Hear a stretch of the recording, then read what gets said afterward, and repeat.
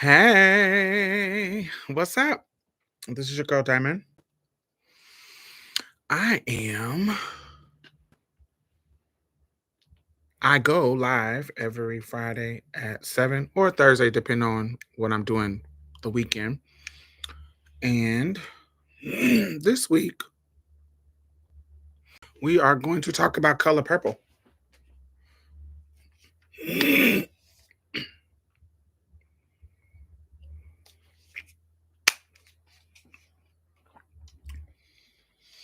Because I went to see it. Hey, CL. Excuse me. I went to see it when I came back from my holiday break. And then yesterday, I went to see it with the amazing Mahogany Project. They did an event where we did a viewing with community, and it was so dope. They kind of had us all wear purple, and it was a bunch of the girls and a bunch of the guys, and it just was so dope. And we had the whole movie theater to ourselves. What's going on? Mm, I know what's going on. So I wrote a new song and I recorded it last night and I stayed up all night recording it. It sounds really amazing, but my throat is giving. Okay, girl.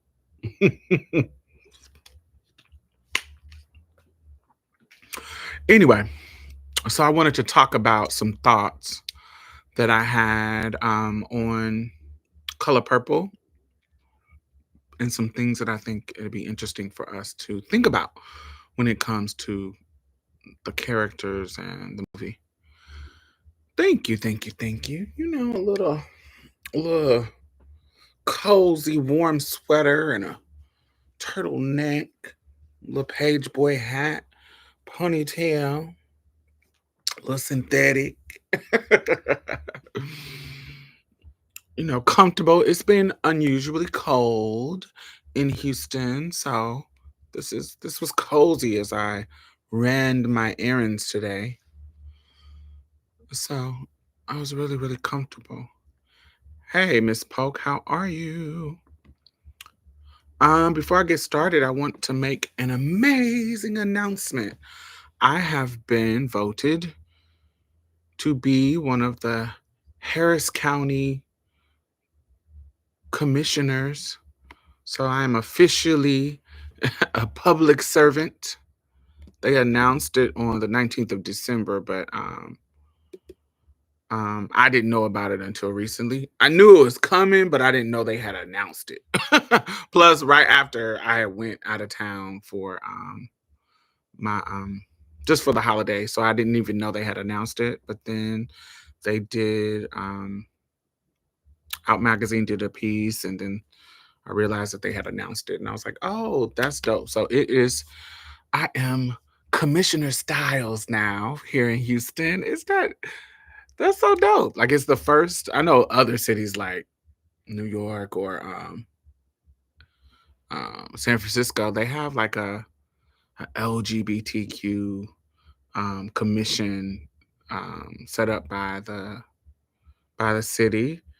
It's pretty common, but it's not common here in in Houston. So this is the first one ever, and just to make history and be a part of it, um, is kind of dope for me because that's what I want to do. I want to kind of be a change maker, and here in my city, local government is where you can kind of be a little bit effective. This is not like a political position. So there's not like I'm putting putting legislation through. It's not that. Anybody actually can you can do that if you can get enough people to support you. But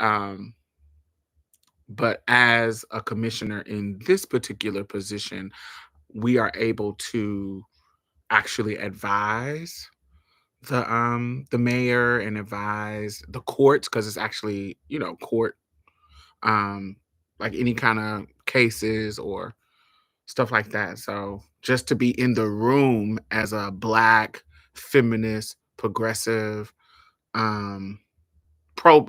Let me just not just say black, pro black, because you can be black and not pro black.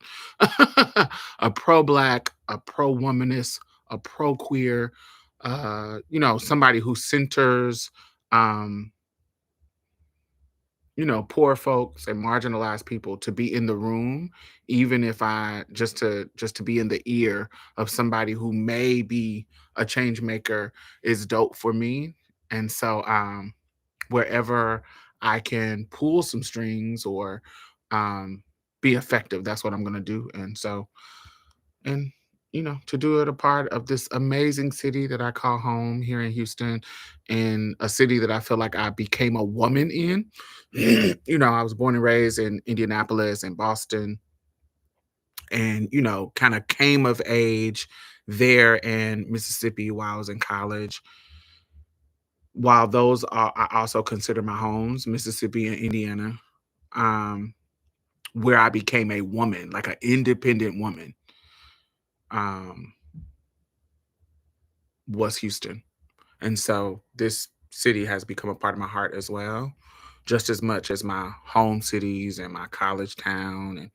Um, and so to be a part of it and to be a change maker and all the things that I've done in the city, I think is dope. Yeah. So thank you, thank you, thank you, thank you, thank you. I'm gonna start telling people, call me Commissioner Styles. Not my community, but other people. Commissioner Styles. Thank you. You know how people be acting up when they first get their doctoral degree. Doctor. I'm gonna be like, no, Commissioner. Commissioner Styles. I think that's gonna be funny. But yes, yes, yes, yes, yes, yes, yes, yes. So what's been going on with y'all? We're gonna get started in about 4 or 5 minutes. What's been going on with y'all? How have y'all been?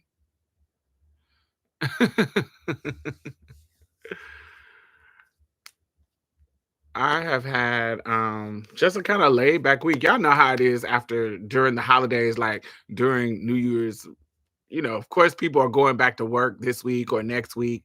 So, but you know how folks don't be really doing it this week. They'll send a little email, a little something, but they don't be really ready to come back. So their work, their productivity is real low. So I ain't getting a ton of emails. I ain't getting a ton of stuff to do. So so it's funny because it's just been a laid back kind of week. I think all the work is gonna start off next week.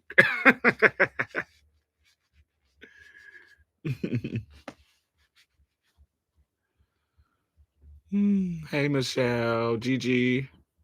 Who else did I miss? Anybody? No, no, no, no.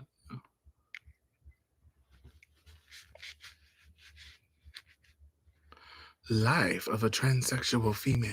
That's an interesting. I don't know if I want to start it off on this particular episode, but well, I'll start it off. I'll talk about it later. I want to because of your name, you just inspired it, so I didn't plan this. The life of a transsexual female. So those two words have particular meanings, and we're not going to talk about this right now. But I'm only saying this so y'all can think about it, so we can talk about it later. We're gonna talk about color purple first. But so I don't consider myself female at all. I consider myself a woman, but I don't consider myself a female. Um, I do consider myself a transsexual because I grew up with that word, and that word doesn't have any negative connotations to me. But as we have evolved in our language, that language, because of sexual, because of sexual, that word has really, people have scoffed at that word. So it's kind of becoming antiquated. Now, I personally don't have a problem with it, but it is becoming a little bit antiquated. Um, and so later on, I want y'all to think about it. I don't want y'all to talk about it now. I want y'all to tell me what y'all, in your opinion, in your experience as a trans person, I know that we don't have trans people in here, but y'all can hear us talk about it. Ain't that the point of y'all being here listening to me to learn?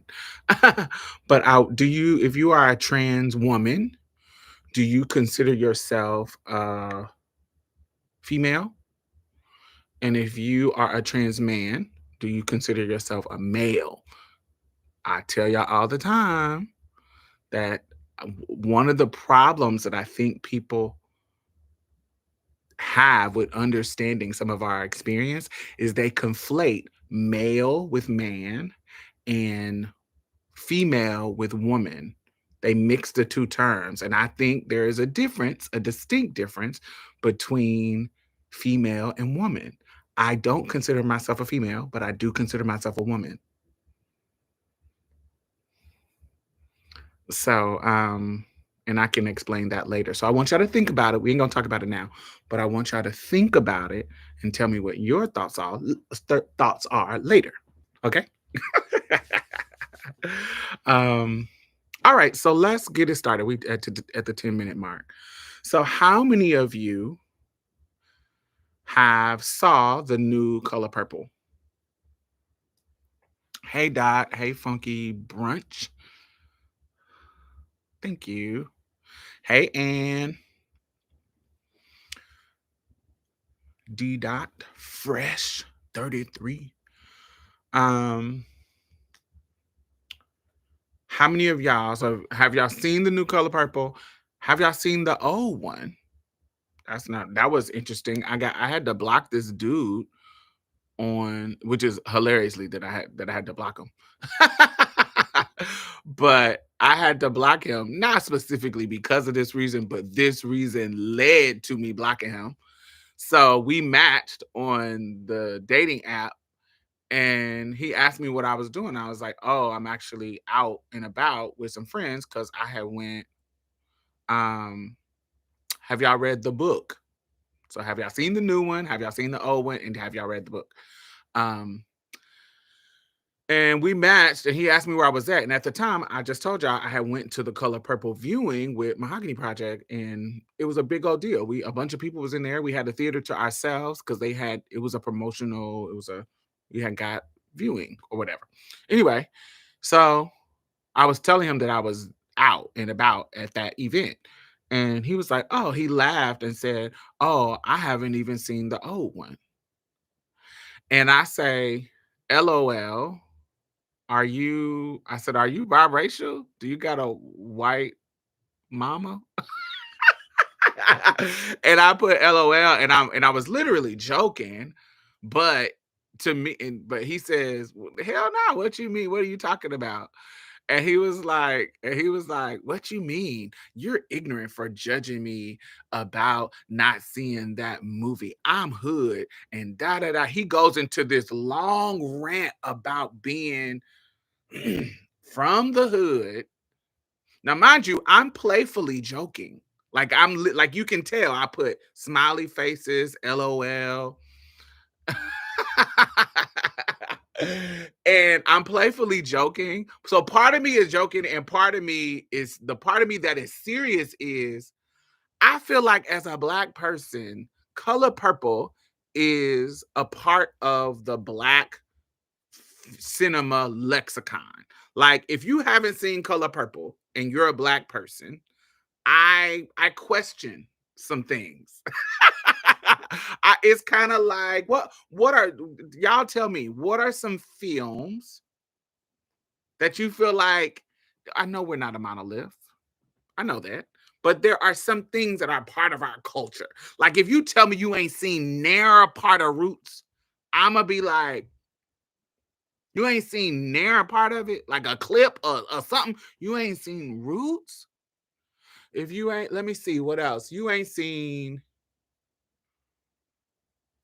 like if it's just if you tell me that you didn't watch Martin, like you ain't seen an episode of Martin or Living Single, I'm gonna question your blackness. I'm gonna ask.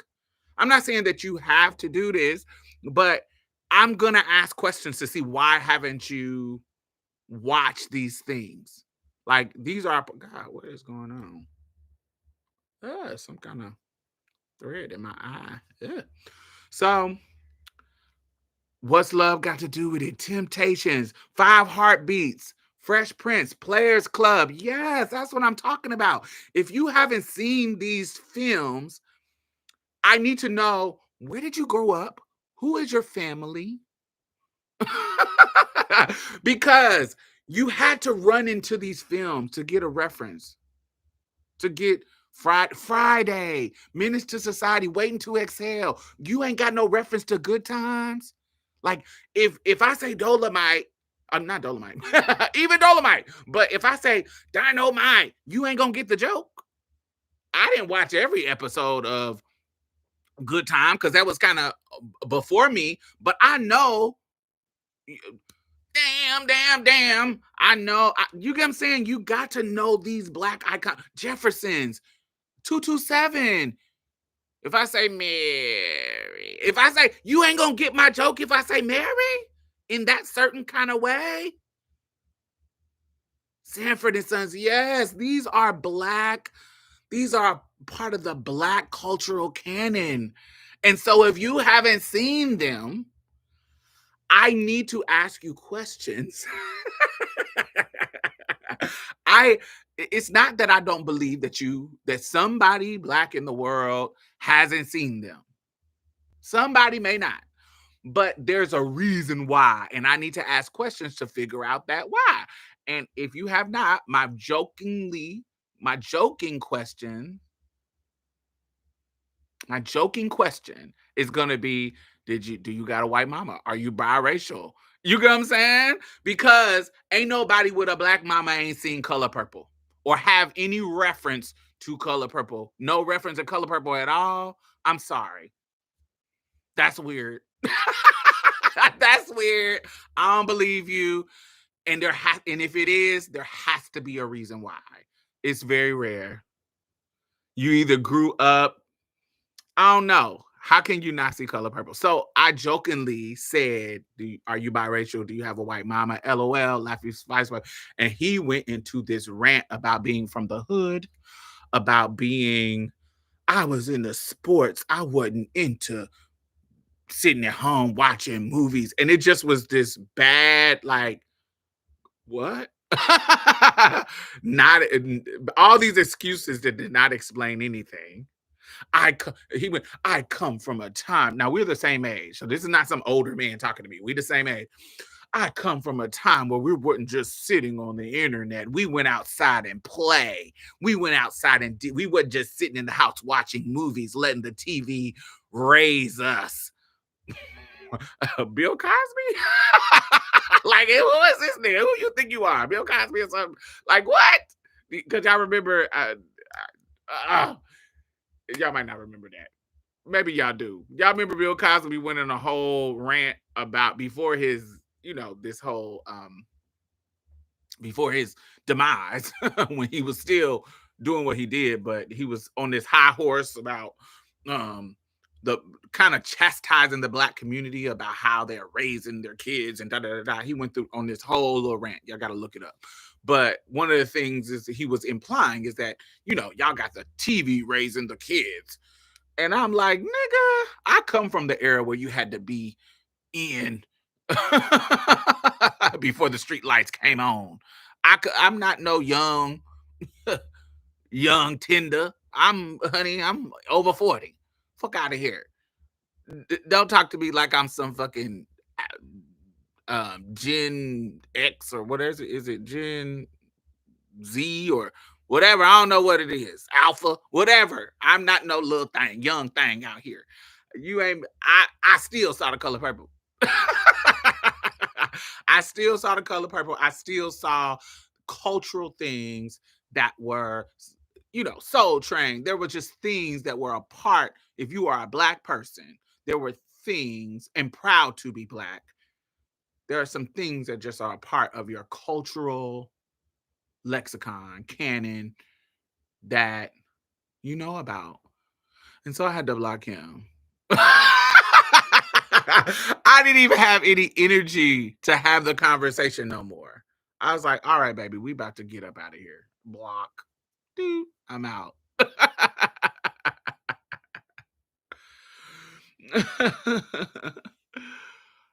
Let me see. Who else? Color Purple is probably the main one. Friday is another. Minister Society, Waiting to Exhale. Yes, all that.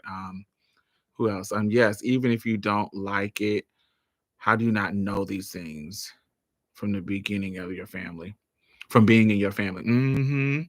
But yes, color purple literally the main one. And it's a valid question because there's a huge difference between a white mama and a black mama when you are mixed. It is a huge difference. First of all, it's really rare, much rarer to be a black mom with a when it comes to white. Well, really could have anything. It's much rare for you to have a biracial child with a black mom compared to how many biracial children with a non-black mom. It's really the difference is is very, very different. So it's more likely that you're gonna have a white mom or non-black mom, not just white. So I gotta ask why. And that makes sense. If your mama is a whole other culture, you're not gonna have the same cultural references because your mama is another culture. Your mama. It'd be different if it was your daddy.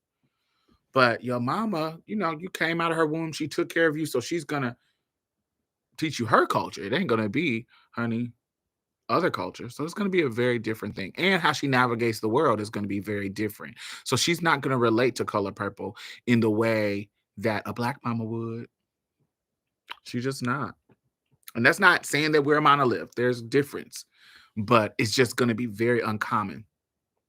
Very, very uncommon. So yes, yes, yes, yes, yes, yes, yes, yes, yes. So, so did any of y'all read the book? Because the book is deeper. The book is much, much deeper. It's much, of course, it's a book, so it's much, much deeper than the movie. It is much. It is just way more detail. So one of the surprising details that if you haven't read the book that you may not know, I read it when I was too young to be reading. I don't remember a lot of it. Yeah, it's old. It came out in what 82?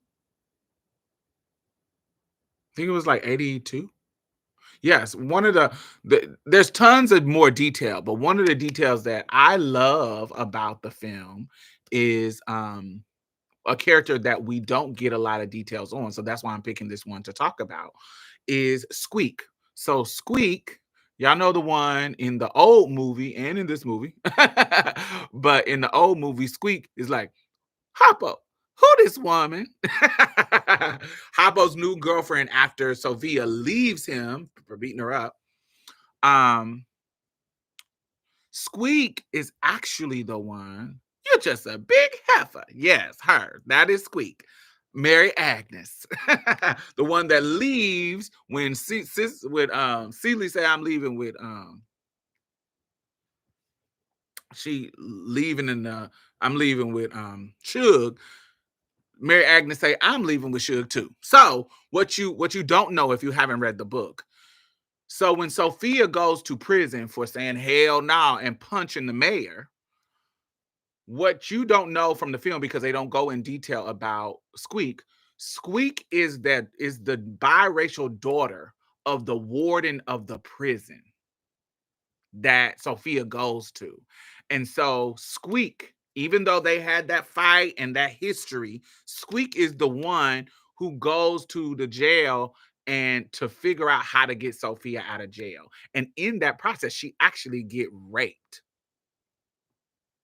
in that process but it's a whole little trauma thing and blah, blah, blah, blah, blah. But what happens is she is one of the key people is the key person to get Sophia released from jail. And yeah, she helped Sophia in the book. Yes, yes, yes. Which I thought is an interesting, which I would have loved for them to kind of hint at, but that was just a nuance of the book that might not been important to the films, which makes sense because yeah. Hey Trishawn, hey Andrea, hey Ty. Leah, did I say hi to you? Hey, Leah. MJ, did I say hi to you? I don't remember saying hi to you. Hey, MJ. Let's make sure I didn't miss anybody else. See. So yes. So yes, yes, yes, yes, yes, yes, yes, yes, yes. So what I think has always been important about Color Purple is the importance it is to find your tribe because we actually need each other. I know it's important. One of the themes is finding the inner God in you and really just kind of strength, especially since Celia is the main character. Her coming out this basically prison, um, coming out this prison and learning how to be strong. Okay, learning how to be strong, but she doesn't get there without the women that are orbiting her. Celia is the main character, okay, of the book, but the women orbiting around her also. When we think about Sophia, when we think about Shug, when we think about Mary Agnes, when we think about um, her sister, when we think about her mother, when we think about all the women that are orbiting around Celia, she needed them for different reason in order to become the strong person that she would become. Okay. And so whether it be from love and strength and religion and whatever, she needed those people to survive what she was going through, to be the person that she needed those people. Okay. So one of the main takeaways that I think when we think about the color purple is you have to find your tribe. And it doesn't mean that tribe is perfect. A lot of times when we think about community, everybody want to be like, oh, the gays is messy. The gay boys always trying it. Oh, the girls is messy. I don't mess with the girls like that. The girls is messy. Da, da, da, da, da. It doesn't mean your community is perfect. It doesn't mean your tribe is perfect because you ain't perfect, bitch. You ain't perfect. You got some flaws. You got some your messy side too, ho. It might not be as messy as another bitch, but it come out somewhere. And so making it seem like the whole community is messy, that's because you messy, bitch, and you ain't figured out how to navigate it. The goal is to get less messy. The goal is to work through your shit so you can get older and work out how to communicate with your community so that it can work for you and them. That's the goal, is for you to get in right relationship with your community. And so nobody has to be perfect. You're trying to be in right relationship so it can be a good relationship. But you have to work on that from the inside out. And it don't mean that you're gonna get along with every motherfucking community. Everybody, even though they're in your community, everybody don't need to be close. Everybody don't need to be your bestie. You ain't gotta trust everybody. It don't need to be that. They still in your community. Y'all follow me? Because I know y'all gonna hear that a lot. Not in this show, but in your life, you're gonna hear the community that you are part of is messy. And it could be not just the trans community, but the LGBT, the black, the women, oh, fish is messy, child. I don't fuck a fish like that. They messy, child. And I had to, this is, and you can learn a lot from a dummy. I'm not telling you this because I'm judging you and I ain't been through it. I'm telling you this because I done been through it. There was a many relationships with cisgender women that I did not allow to flourish because I was like, ooh, fish is messy. Uh-uh. Mm-mm. But it wasn't until I tried to work on the relationships that I have with cisgender women that I found my tribe of cisgender women that bless me, that are not messy, that support me, that see me as a woman, that respect me as a woman and acknowledge my truth. I had to actually, is that every sister to woman? Hell no. Is it most? Hell no. In my Sophia voice. Hell no. No, but in order for me, I can't just say no to all of them, because then I'm not opening up myself to the blessing of finding the ones that can be a treasure. Got it? Same thing with gay boys. Have I met some messy ass gay boys that tell you T as soon as they get a chance? Messy ass gay boys that, honey, think that they can have the same trade that you have just because they don't consider you no damn woman on the low. They might use your pronouns, they might use your right name, but they really don't consider you a woman. So when they see you with the trade, they think, oh, I can have them too. Clap your hands if I'm telling the truth. Y'all know y'all done met those gay boys. Y'all know y'all done met those gay boys that really they might want to transition, but they just don't have the gall to or want to. But they want to have your trade because they fetishize straight boys, and they see you having the straight boys, honey, because you fish. Oh, you think you fish, Miss Diamond Girl? I can have him too, Miss T. He gay. Yeah, I know y'all done experienced it. Have I experienced the butch queens like that? Absolutely. But but I have also experienced gay men who are amazing from the femme, because we love to demonize the femme ones, from the femme to the masculine to all of them. I have experienced amazing ones that support me, that bring me brotherly energy, even fatherly energy, even that protective energy that I sometimes need. That loving, just they have been amazing.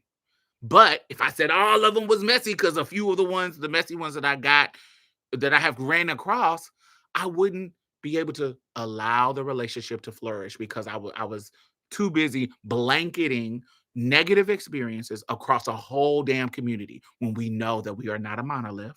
We know that there's some of us that are different, even though we have some similarities. There are some that are different.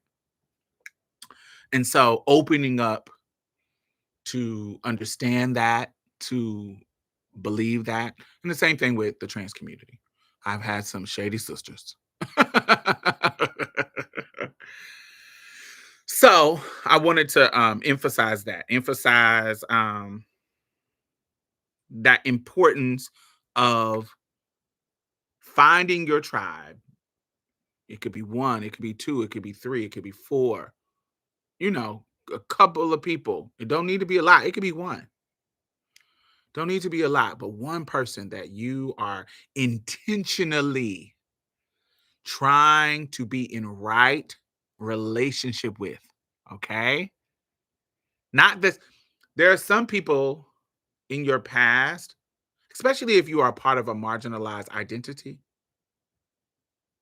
I think that there are some people that you just came across because y'all were the same identity, not because y'all matched, or you get what I'm saying, not because everything about y'all life had purpose together.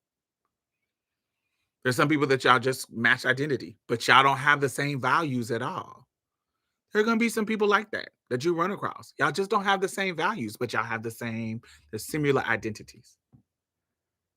But when you find someone that does have the same values, what you have to do is you have to do what you can to be in right relationship with them. Care for them. Don't just worry about motherfuckers supporting you. How are you actually showing up for your friends and showing up for your tribe, showing up for your community? I'm not talking about all of them. There's a bigger picture and then there's a smaller picture. There's a macro and a micro. Okay. And so when your circle, how are you showing up for them? Are you showing up to their events? When they need help, are you helping them? And we're not talking about going above and beyond, because you got to take care of yourself. Your self-preservation is number one. Don't totally drain yourself. No. But what you have to give that is extra once you are taken care of, how are you pouring that energy? How are you pouring those resources, those connections into your friends? How are you helping them build their business? How are you helping them inspire them to do more in their life, inspire them to whatever it is they need? How are you doing that? And that looks different in every relationship. Every relationship is going to be different. So I think it's important to find your tribe. I think that's one thing that I think the character of Celie really drove home for me, from the book to the old movie to this movie.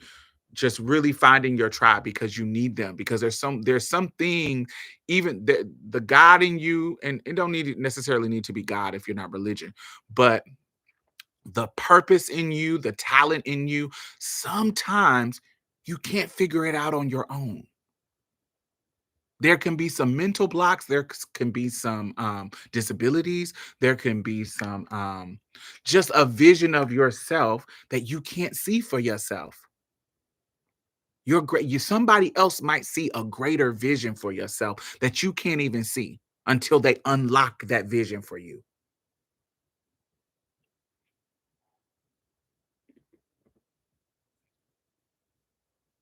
Does that make sense? Are y'all getting what I'm saying? Like, there's some greatness in you that you might not even see because you're too busy focusing on this. I remember there was a time when I wasn't even thinking about education and being an activist and being whatever I would come to be, because I was too busy worried about my transition. Not saying that that's not important, but my I was laser focused on what I was doing with my transition. And it was important because dysphoria is real. And so, but I didn't have, because of that big thing, I didn't have time to think of what I wanted. What was my purpose in the world? What did I want to bring to the world that was important? I didn't have time to think about it because I was too busy worried about transition. Valid, but my vision was tunnel. It was like boom. And so it wasn't until a couple of people came into my life and said, "Hey, here's another idea of you.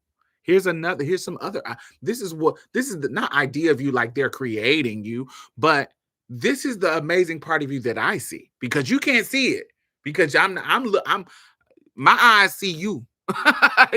So how other people's angle looks at me different. How I see myself is total.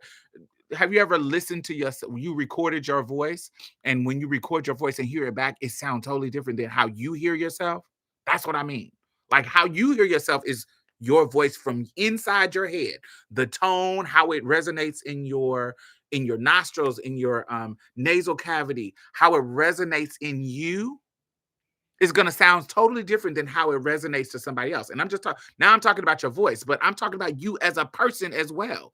How you see yourself and how other people see you is going to be totally different. And they might see some greatness in you that you have not honed in on, you haven't been able to look at, or you haven't been able to see, or they just haven't reflected that in you yet. Somebody hasn't reflected back to you and said, "Oh, this is what's amazing that I see about you. This is what I see that you can do because I see you doing this." Da, da, da, da, da, da. Do y'all get what I'm saying? That's true. Some people bring out something big in you that you didn't think you could do, or show you a different perspective of yourself. Absolutely. That's exactly what I'm saying. And you're not able to do it. And I want that to be clear. You're not able to do it until that person who has a unique perspective of you. They come from different experiences, so they're looking at different things because they are a different person, and they're looking at you from a different angle. From we I don't want to bring do I want to bring this up? um Thumbs up if you are watching. Um, do I want to bring this up? So, no, yes, no, yes, no, yes, no, yes. Do I want to put? It's one of them things. Anyway, I'm not gonna bring it up. How somebody sees you, how somebody sees you is a what you are to somebody else could be something totally different. Okay. Um, so I am not a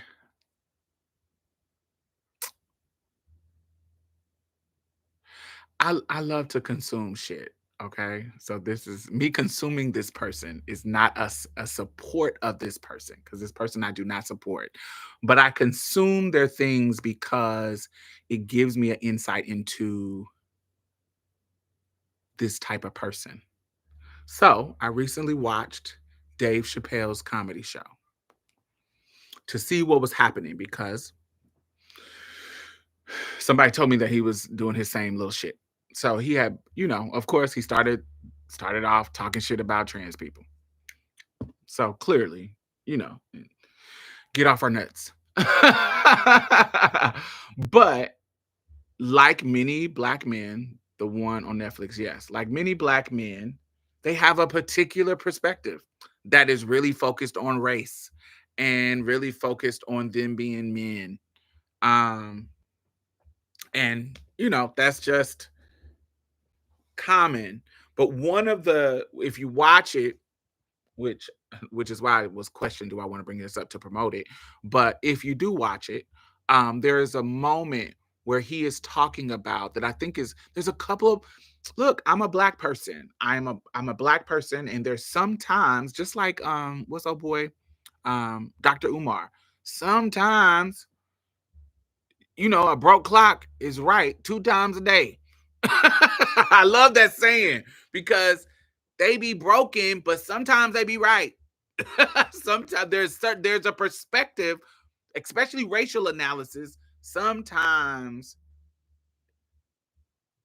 they be right. There's sometimes they be wrong. A lot of times they be wrong, but 2 times a day they be right. And so one of the things that he started talking about Lil Nas X. And so one of the things in his commentary about Lil Nas X is that, yo, sometimes while you are going through while you are living your dream, whatever dreams are powerful. He's talking about manifestation and how him being at the theater there where he was talking about was he manifested that and he was living his dream. But sometimes you are a part of somebody else's dream. And he was talking about Lil Nas X living his own dream. And while we may not fuck with it, talking about him and his audience, um, we may not fuck with it, but he, he is manifesting his dream. He is living his dream. Um, yes, and then another element, these are the two things that I took away from it. Another element, he was talking about being two different type of men, being and I thought it was a powerful analogy. Being Will Smith and being Chris Rock. As a black man, oh, balloons, yay. Being those two men, um, being Will Smith, being to the point where I will smack a motherfucker over something that I love and something that I care about and my family and my wife and thing and myself and my dignity and over disrespect, I will smack a motherfucker. Sometimes you get to the point where you want to smack a motherfucker. But also, as a black man, I'm in a situation where sometimes I'm Chris Rock, where I get smacked and disrespected and wore out and I have no recourse to do because I'm trying to survive. And I know if I respond how I want to respond, the consequences will be dire. So being those two men where I'm willing to risk it all and do something totally outside of decorum, aka jump over the judge's bench and twirl the judge. I'm in that situation where I have to I just want to I just risk it all and do something crazy and inappropriate and go off. But also I'm in a situation where I can't go off at all or I lose it all. And so somebody could disrespect and smack me and I do nothing. I can't do nothing. And I think him describing that dichotomy was powerful in that moment. So, hello team, enjoy. Hey Brandon, welcome. Um, so yes, there's a reason why I made that connection. Um, Make sure I look at my notes. 1 second.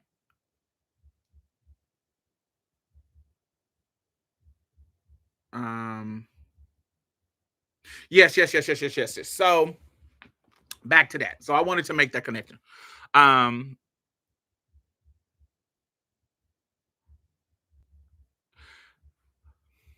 Lil Bootsy, talked about walking out with his daughter. You know, I think shit be performative. I think we're in an age where motherfuckers are hypocritically being performative with their homophobia and transphobia. It's not saying that it's unreal, but sometimes people why they do things don't make sense. T.S. Madison recently aired Lil Boosie out, so go check out her page. She has a whole thing happening with Little Bootsy on her page. So check it out. I love that. I love what she said, the hypocrisy of it. Like, in order for you to walk out of a theater when some gay shit is happening in The Color Purple, the new one, and also the new one is a musical. People acting like they didn't know it was a musical. Are you dumb? Like, they literally tell you it's a musical. Anyway, but he's talking about he walked out when it started to seem like a gay love story, which was fucking stupid because of all the things that you have to experience with your child. You saying your child is 7. All the things that you have to experience with your child before you get to the gay part, you didn't want to walk out on, like her being molested by her dad, her having a baby. Make sure you thumbs up. It's funny that this does it when I'm doing my normal hand gestures. um, her being abused by this man. So none of that was too much for your daughter.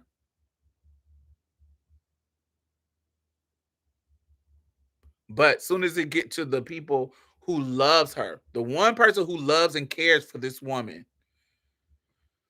it's like, oh, I gotta get up out of here. Oh, that is so hypocritical, especially somebody who has songs about lesbians, especially somebody who has admitted to illegally paying adult women to molest not only his son but the other family members. It was his son and his son's cousin, his nephew or something. So not only are you bringing little boys to your house and having adult women molest them, shame on you and shame on those women.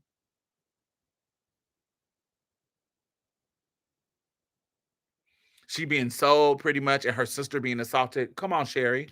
Shame on you and shame on those adult women. You actually doing illegal child molesting things to minors, and you're so proud of it that you would go on a live and tell the story and admit it. In the context that you're telling this story is so these boys that are around you aren't gay, so they can learn about pussy. So what does that teach boys? What is that telling me? That tells me that you're so proud of that the rape culture and the molestation of little boys because of because of patriarchy is so prevalent in the mind of you cishet niggas that you think, and not you think, it is okay for you to say it. Because if you was doing this to your little girls, like if you were saying, I'm gonna hire some men to have sex with my little girls, you wouldn't be proud of that. But because you're doing it to little boys and it's okay culturally, you're saying it publicly. You literally, that lets you know how unsafe our little boys are when it comes to being groomed to be heterosexual. We love to talk about homosexual grooming and blah, blah, blah, blah, blah, blah. You literally are grooming boys when it's inappropriate for you to be sexualizing them. You're literally doing it.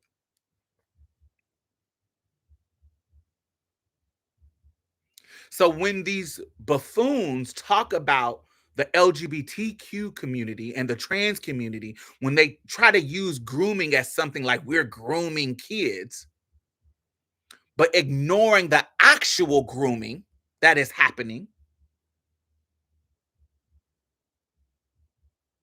It's bullshit. It's performative. You don't care. You don't care about homophobia. You don't really care. You don't really care about children because I'm not paying whores to have sex with my sons. I don't have children, but if I did, I'm not doing that.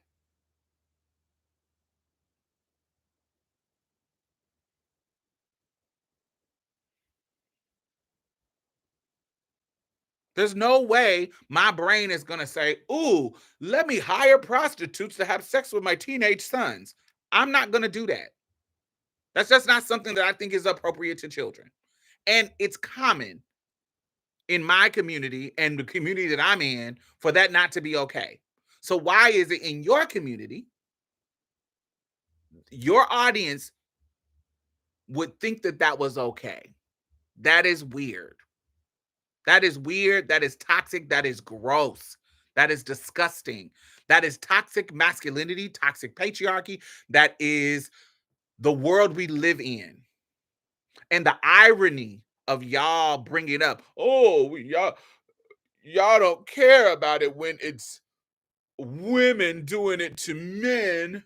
Why it seems like we don't care about it? It's not that we don't care about it because we want the women, whoever molesting children to be thrown under the jail and taken care of.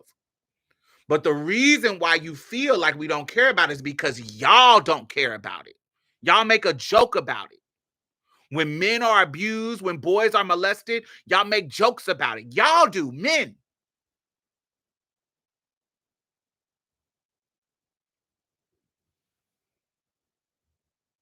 Y'all don't care about it. Y'all don't take it seriously. We have organizations that support women who are in domestic violence situation. Honey, that's a whole barely support. That's a whole nother conversation. But at least there's organizations with where their mission is to do that. Where are the men's organizations that is preventing domestic violence, preventing molestation of little boys? There's very few when it comparing to the women who are doing this work to protect women and boys. Where are the men leaders who are leading that work? You don't care about it. You too busy trying to get people to submit. Where are the podcast bros that are talking about boys being molested? That are doing that work instead of talking about bitches who don't want to fucking go to Applebee's and fucking Cheesecake Factory.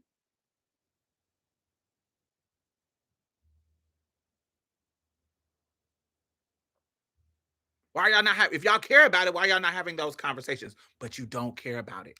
What you care about is being perceived as a homophobe. Because patriarchy tells you that you need to control women's bodies. So I need to let you know that gay women are not right. Your body is meant for men. It's meant for not just on a biological level, they own you. So if you're doing something in a way, your sexuality should revolve around men. So if you're doing something that does not revolve around men, if you're doing something that even revolves around your own pleasure, if you want to fuck niggas, it's not right either. You should want to fuck your husband, one person.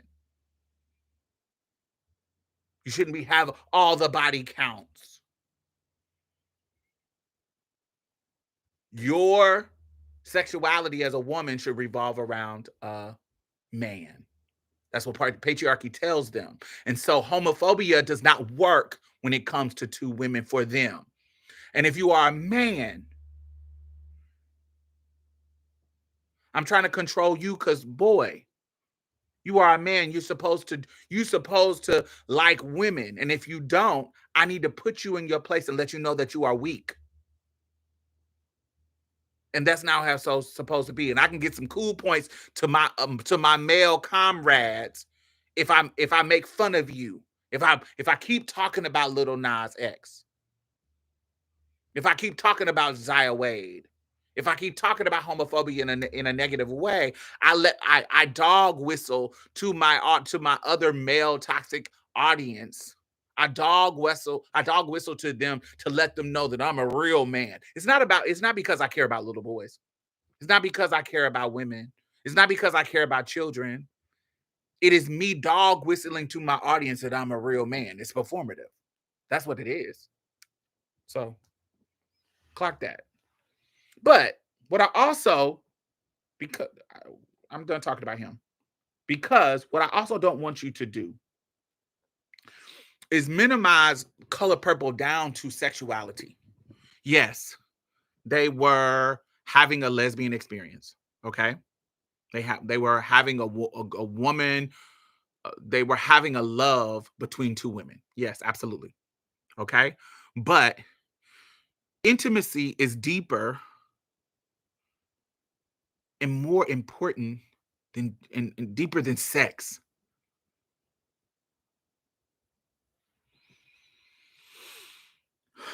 So these women around Sealy represented a binary of what we do and don't not deserve, desire to be. Okay, I want you to think about the women that are orbited around Sealy.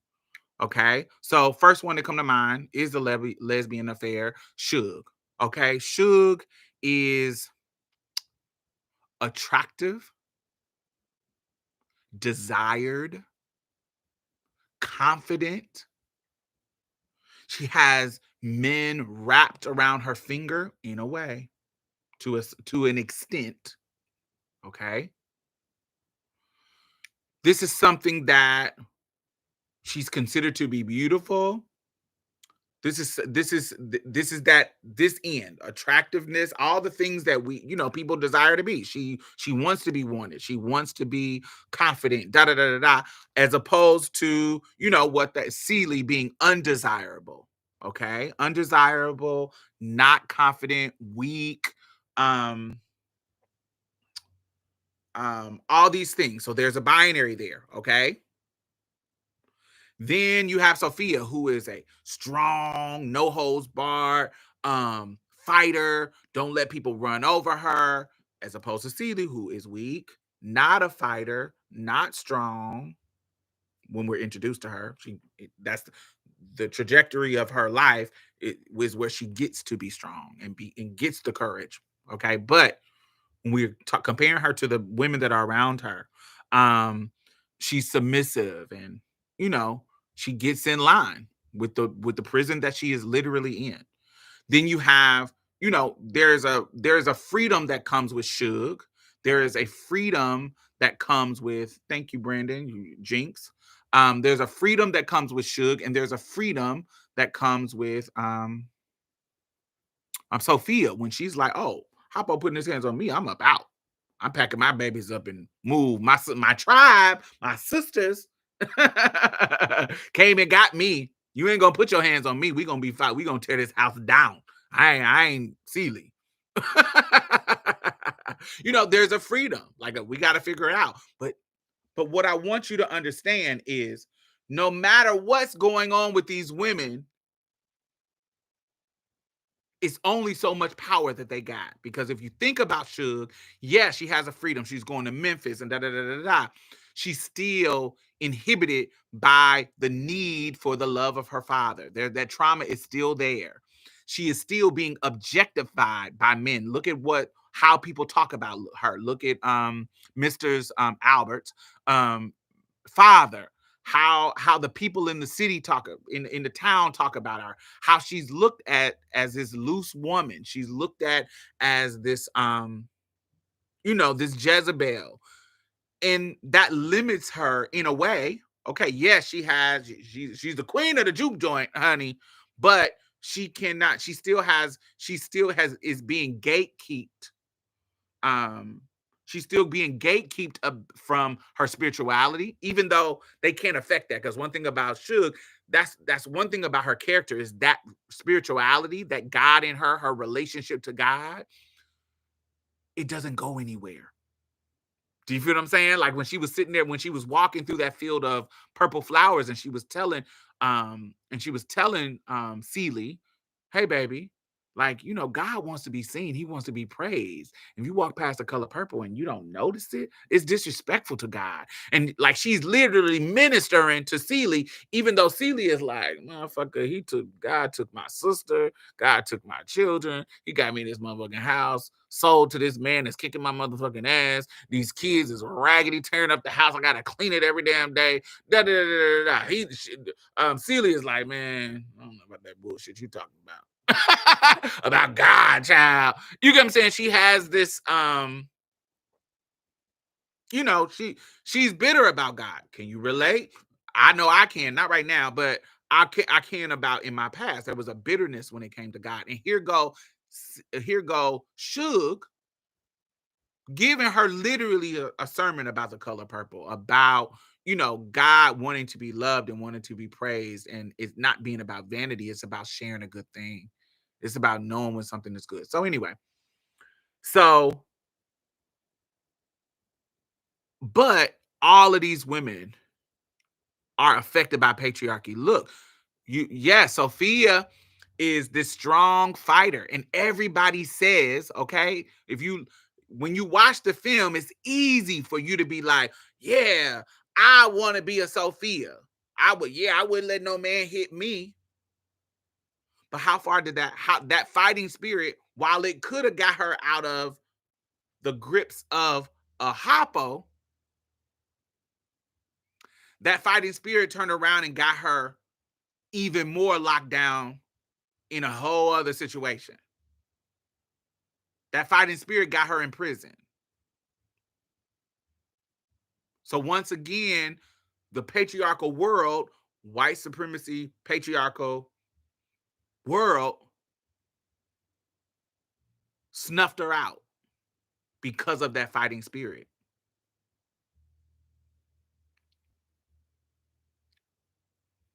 Got it? So when you think about it's not just about sexuality. It's about the community of sisterhood that's around her that allows for your survival. They beat the fight out of her. Now imagine, everything happens for a reason, but I want you to think about how these things, when we just was talking about community, okay? We were talking about the messiness of community and how what I said earlier about getting right with community, how your trauma can actually make you not right with community. And your goal, I think, this is, you do what you want to do, but I think your goal should be to get right with community. So imagine think Sophia. What led to Sophia being in the situation that she did? Not just her fighting spirit. Imagine if everybody in that community that she was in when she married Hoppo was in right relationship with their community and not in trauma. If when Hoppo went to Celie, or if Hoppo didn't have that shitty ass daddy who was teaching him that to get a woman to mind, to get a woman to be submissive, you got to beat her. And then you got this woman who is traumatized and harmed by abuse, to turn around and tell him, because she's not right with community, because she's going through her own trauma, she's in her own prison that she don't understand and haven't worked through. She turned around and tell him, beat her. Because she's not right with community. She's not right.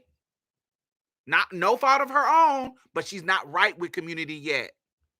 And so she does this shit to harm Sophia. So here her husband, who is not right with community because he got this toxic ass daddy and he got these advisors that's telling him the wrong way to go because he's not right with community. Mr. in the new film, you get a little bit more of the details in the new film. Mr. not right with his father, his toxic ass father, and him having to live and work this land that he wasn't able to be free as his own son.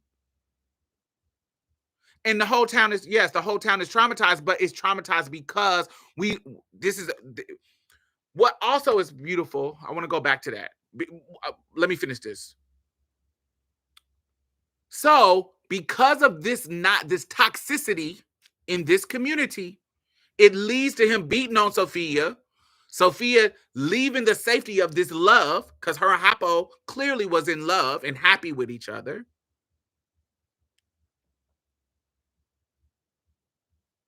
It leads to her leaving her marriage and going to be with Buster and going to, the whole trajectory of her life.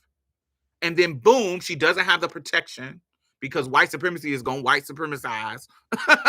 And boom, here come Miss Millie and her foolishness. She wouldn't even be with Buster. She wouldn't even found Buster. She wouldn't have been in that car with Celie and Buster. She wouldn't have been in that situation. Not saying that something else couldn't have happened, but she was literally in the car with her kids with Buster. You see what I'm saying? And what was a beautiful moment? I don't want to say beautiful. It wasn't beautiful. It was horrible, but a demonstration. In the new film, if you remember, when Danielle Brooks, Sophia, she punches the mayor and she's doing the classic "get my children out of here," because all these white men is a whole different set. I done punch this white man, and we know what this means. Her man, who is a prize fighter, has to, and they go into a little nugget of detail. Her man has to, if you remember in the juke joint, she says he's a heavyweight fighter. So he has to not help her because we know what this is going to do. If I get out and start fighting these white men, they gonna string me up on a motherfucking tree. So I have to make the decision to get her children out of here and not protect her because they'll string us all up. How hard is that? And that says a lot. There's been a lot of, one of the things, one of the things that I think about when we see this black and black gender war of black men and black women, one of the deep cuts that I think is something that we haven't unpacked is we were never, the idea of the man is supposed to protect us. We've never been in a situation in this country to where they could. Some scenarios, absolutely. But because of the balance of power, we were never in a situation where they could protect us. When we think about the rapes that were happening in the slave quarters, when we think about, because of the terrorism, when we think about the rapes, when we think about before slavery was abolished, after slavery was abolished, black men were never in a position to where their lives wasn't at risk because of the terrorism of white people, not just the Klan white people, just the white culture in America. They were never in a position to protect us. So we never felt protected. Black women never felt protected. Even when we think about, back, I told you about the story about the trans woman, Frances Thompson, and Lucy Smith, a cis woman, Lucy Smith, living together in Memphis in 1866 during the Memphis riots, right after slavery was abolished.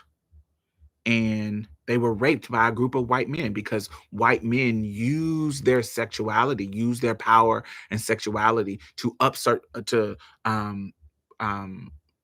their authority after slavery was abolished. Like, you niggas think y'all free? Oh, let me come in here and show you how free you are. I'm fucking raping everybody. And so that was a trans woman and a cis woman, 1866, Frances Thompson.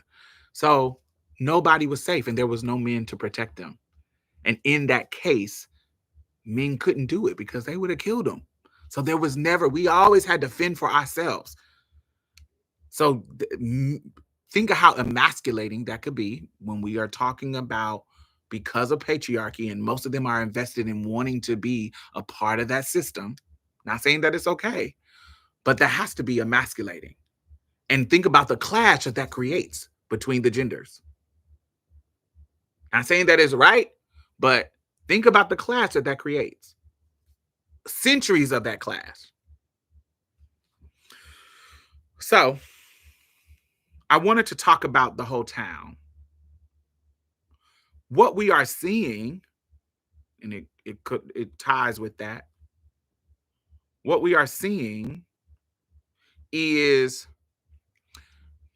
I love to use the analogy of when we talk about, like, when people, when gay people or queer people talk about, oh, there's some, I don't want to say coons, but there are some people who are like, oh, I ain't never been called a N word, but I've been called a faggot. Like, there's an anti-blackness that kind of permeates with some of us queer people because of how harsh homophobia was, and how we don't have the same disdain for racism in that same kind of way, or white people in that same kind of way, because homophobia was right there in our face. Well, black people treated me worse because da, da, da, da, da, da, because they don't really have a racial analysis, because this is an analogy that I've used before, but it's like a shark chasing a fish. You the fish and the shark is chasing you. The shark is the thing that you think of, the shark as being homophobia. It's the thing that's chasing you, trying to eat you. Okay? This is the thing. So, right in this moment, it feels like, damn, this is the one. This is the one that is annoying. But what you don't understand is racism and white supremacy is the polluted water that you and the shark is swimming in. That's going to kill y'all both.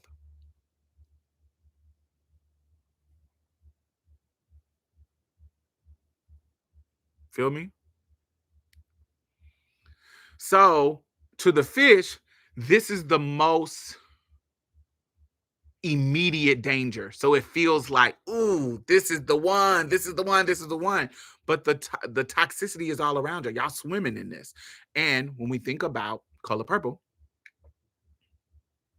what we are seeing, we are zooming in on the life of a woman in community with Black folks. White folks are the peripheral. Yes, racism is happening, and because this is after this is during Reconstruction. This is before the civil rights shit. This is when we are second class citizens and poverty is crazy. This is the sharecropping. This is when we have our own community of stuff, our own economics. This is where it kind of is booming for Black folks, but we still have the barriers of race. Feel what I'm saying? We still have the barriers of race, but we are seeing the inner community of trauma that is happening. But the outer community we know is the racial, it's the big daddy. Patriarchy, because when you take, even though race is a part of it, at the intersection of race and patriarchy is what we're being affected by when we, in this story, we're seeing it, but it is a patriarchal, when you when we just look at all the Black characters, the patriarchy kind of shines through. You feel what I'm saying? We know racism exists. We know racist as Miss Millie and the mayor and blah blah blah, and the prison, the warden. We know that racism is the bigger picture on the outside world, but when we get into this world, patriarchy, the men, the toxicity of men, the toxicity to other men is really affecting these women's lives. Y'all feel me? Y'all understand? And I think that's a lot of times people ignore that. People ignore patriarchy is the granddaddy. Like, patriarchy is older than race.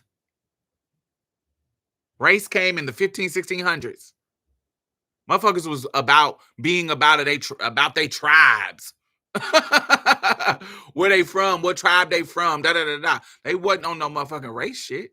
That didn't start happening until the 1600s. Being known as white, that wasn't real.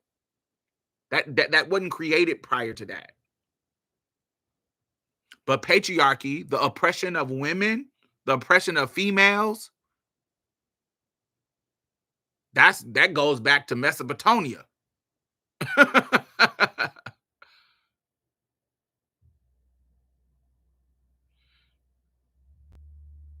Miss Millie included was a victim of patriarchy. Yes, white women definitely are that. And a beneficiary. Victim and beneficiary. Just like black men. Victim and a beneficiary. Absolutely. But yeah, patriarchy is way much older. Way older than racism. All right, what else did I wanted to talk about? Where are we at? We are at okay. But yeah, I wanted to talk about when we put whiteness and put that on peripheral, the story of these women, the patriarchy really shines through because they all are affected by whiteness in this space, but the nuances of patriarchy are affecting Celie, Nettie. Like, look at Nettie. Imagine, look at Nettie in this particular story, the new one. You know, the reason why she came to stay with Celie, I can't remember exactly. Um, I can't remember how did they explain Nettie coming in the old movie. Nettie coming to Mister to ask to stay there. I don't remember if they explicitly said that he was trying to touch her. Did he say that in the first movie? But anyway, in the second movie, in this one, in the musical, she was like, Paul tried to touch me. Now that you gone and he ain't molesting you no more, he tried to touch me.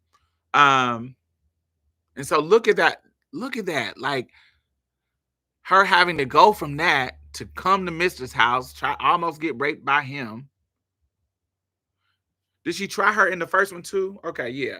The old movie, she couldn't keep Paws away from her. Okay, I think I remember that. I could remember because I ain't watch it in a minute. But yeah, so like, man, like, and then I ain't got nowhere to go. So not only like look at, the difference in Nettie and like Sophia. At least Sophia is raised in this family of girls. Toxic men too, because she said one of the classic lines, a girl child ain't safe in a family of men. So I had to fight my father, fight my brothers. But then Nettie is literally thrown into the world. Just waiting for something to happen. Just look at just in the moment that he kicks her out at night and she got to go down the road. It was at night during during the movie. And it was more in the daytime in the first movie. The second movie, the musical, it was at nighttime. This is a young girl that he's running off his land in the rain in the middle of the night. What if she comes across some bandit, some naysayer? She's not safe. Her pretty privilege only lasted her so long. How long does it last in this world? And it's not saying that it doesn't exist, but then doesn't it makes you more susceptible at somebody wanting, because then you turn into a shug. Even if you don't want to be a shug. Because that objectification is still there. How does that privilege you? It privileges you more if you are in a safe environment, but it does not in other environments.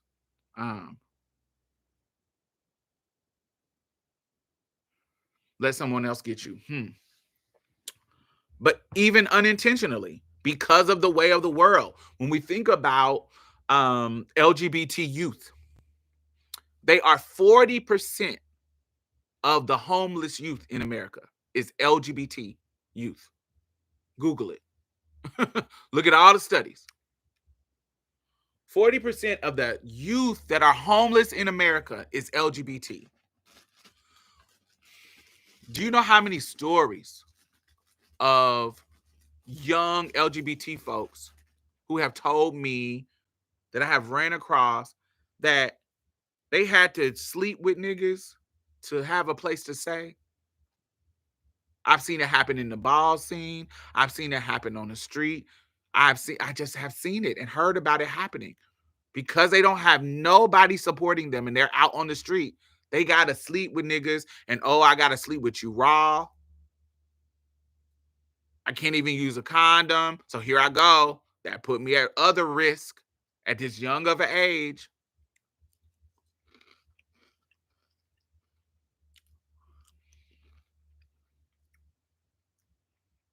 Because you don't have the protection of your family, protection of somebody caring for you.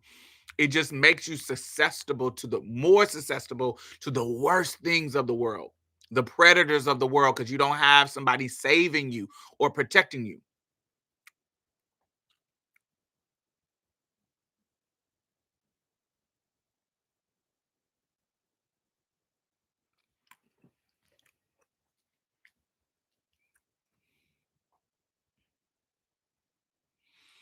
And that's why it's important for you to be in right relationship with community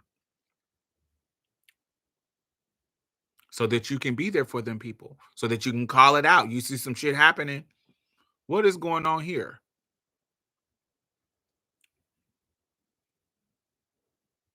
Because we're not about to act like ain't no predators in our community. Let's keep it gutter. We're not about to act like ain't no predators. I know that that is a stereotype that is untrue about our community, but there's some predators in our community, just like it's some predators in their community, in the cishet community. But let's talk about our shit. We do have some predators in our community. We know that will take advantage of a situation.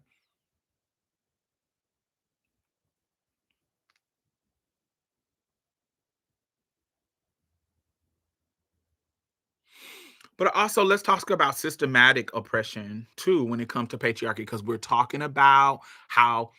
So we're talking about. So we know the overarching white supremacy is these black folks had all these barriers against them at this time when it comes to not getting access to certain things, right? Okay, so that's easy to see. That is obvious when it because us as black people, racism. We got PhD in racism, so we that's easy to see. And I think as Black Americans,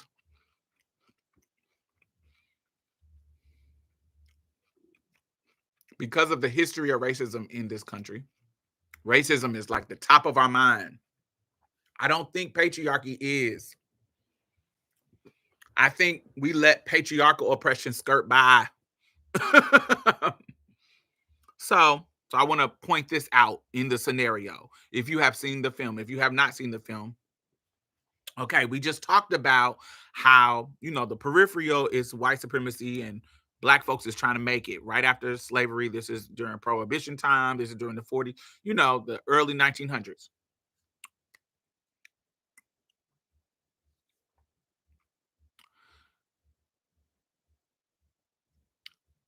So in the old movie and the new movie, Celie inherits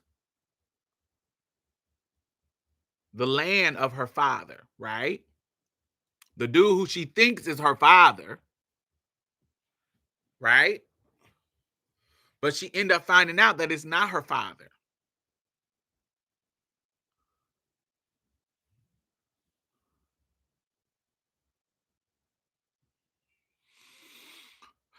As much as it's not talked about, patriarchy goes back to ancient Africa too. It is black chiefs that greenlit the slave trade and such. Not every black chief greenlit the slave trade, but some did, and not every African um, uh, African tribal community was a patriarchy. Some of them were matriarchies. So, but yes, there are some that it goes back to them. Absolutely. But I don't want to a lot of people bring that up almost um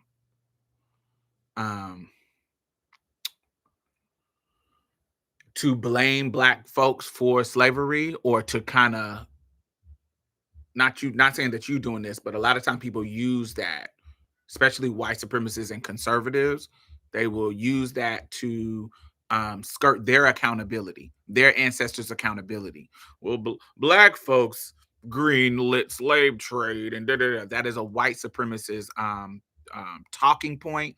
And while that is true, it is very few. Very few tribes were, and why they did it as well. They didn't know that they were, there's some of them, not all of them. I want to make that nuance, but I just want to nuance the conversation in that. Some of them didn't even know that they were selling people into slavery. Some of them were, it was a trade. You have some service of mine and you have some things and some tools that I need. There was some nuance to that conversation. It wasn't just like, ooh, I want to sell my people into slavery. Yes, I'm down for that. It wasn't that black and white. There was some nuance in that. And different cultures responded to that in different ways. There are tons, particularly women fighters, who fought back against slave trade, who fought back against that stuff. Zulu warriors. Look at the history of Zulu. You know what I'm saying? There was tons of people that fought against that. And so it wasn't just, so watch when you bring that up, because that is a very distinctly conservative white supremacist talking point. Anyway, so when we talk about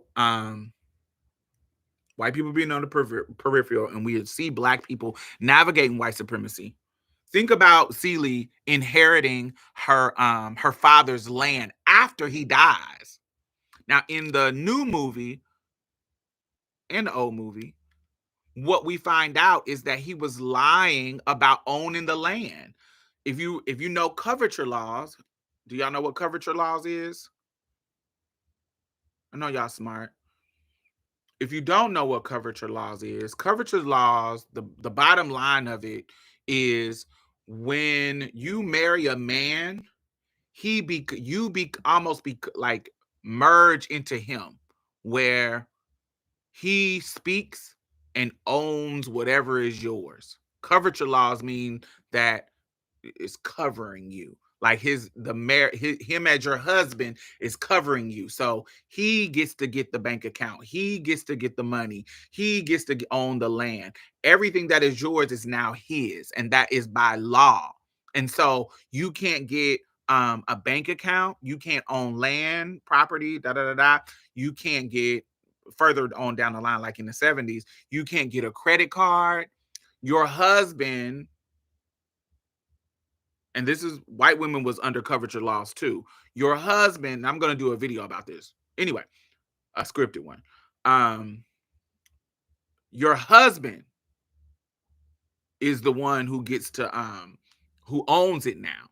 And so if you think about Celie's mother, her first husband is the one who owned the land, but she married this new man and he inherited. And her daughters don't even know, because the mama died.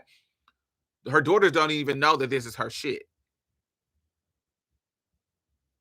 And so she finds out when he passes away that she owned this shit. This is hers. So that is a systematic. How did it work if you were single and your father passed? Then you own it. Then it's yours. If you're single, it is only when coverture laws is about marriage. Coverage law, if you're just a single woman, boom. And back in the day, there's a book that I recommended a couple of years ago to y'all. It calls what was it called?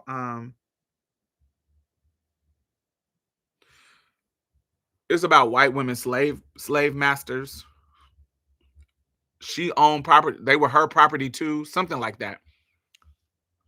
Husbands basically assume guardianship over the woman. Absolutely. But also cousins, brothers, they were her property. Yes, thank you.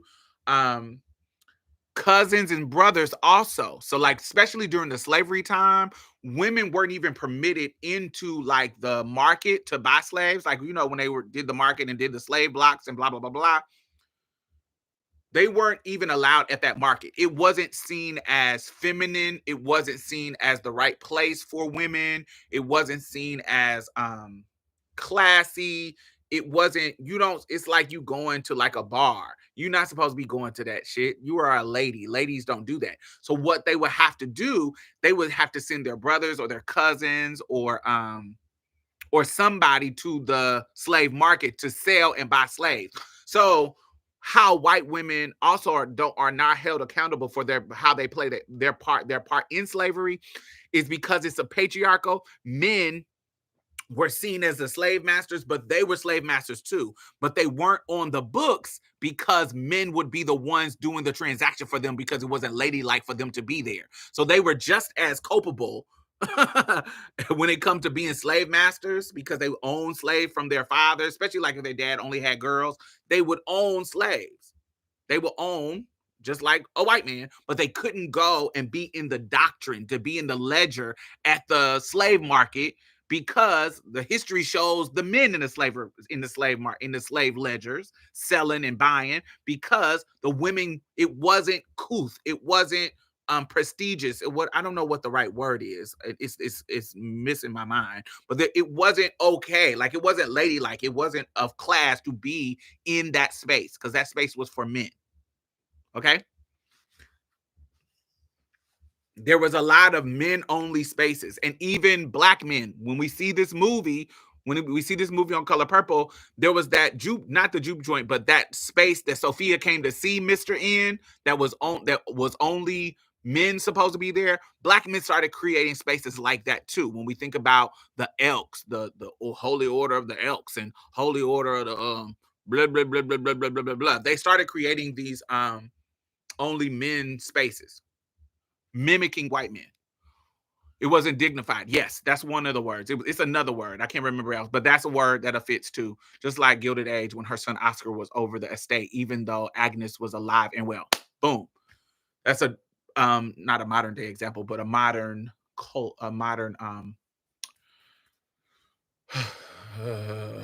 media, a modern media example. Yes. Proper, that's a word. Absolutely. That all of that fit. So but what I want to point out is this is systematic oppression that all women were dealing with. So while we talk about, it's easier for us to understand that white people were doing the shady shit when it comes to sharecropping and hustling the black people out of their land, like getting them locked up and in mental wards to be able to take their land. We know the history of white people stealing land from black people. But what we don't talk about enough is black men. And this is I know because I'm bringing this up, people are going to be like, oh, y'all ain't talking about black men. No, this is the facts. This is where misogynoir comes in. This is where the intersection of race and gender harms us. Okay? So we don't talk about enough men who use that patriarchal system to build wealth, black men, to build wealth that they inherited from their wives once they were able to marry after slavery was abolished and they were able to get married. How they inherited stuff from their wives because of the coverture laws. This is a glaring point that happened with Celie. She inherited some land that she didn't know she had. She could have been left, mister.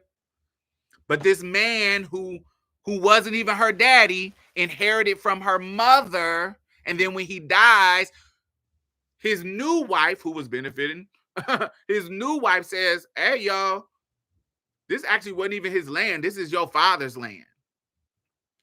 Is Oscar dead? Is he gone? He wasn't there when Sis found out that she had inherited a coin. No, Oscar didn't die. I can't remember. Um, so yes, but this is a systematic thing. Okay? When we talk about the systematic rules,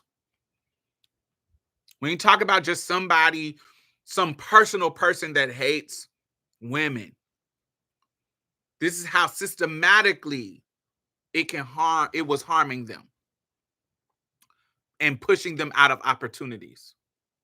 Got it?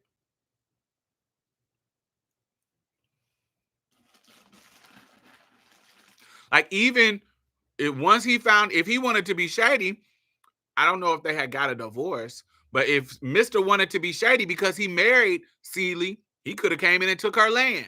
Clock that.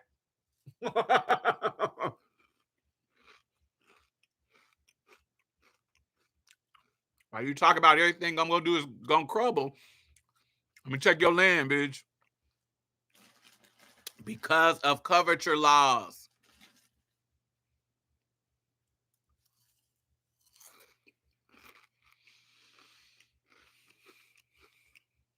Okay.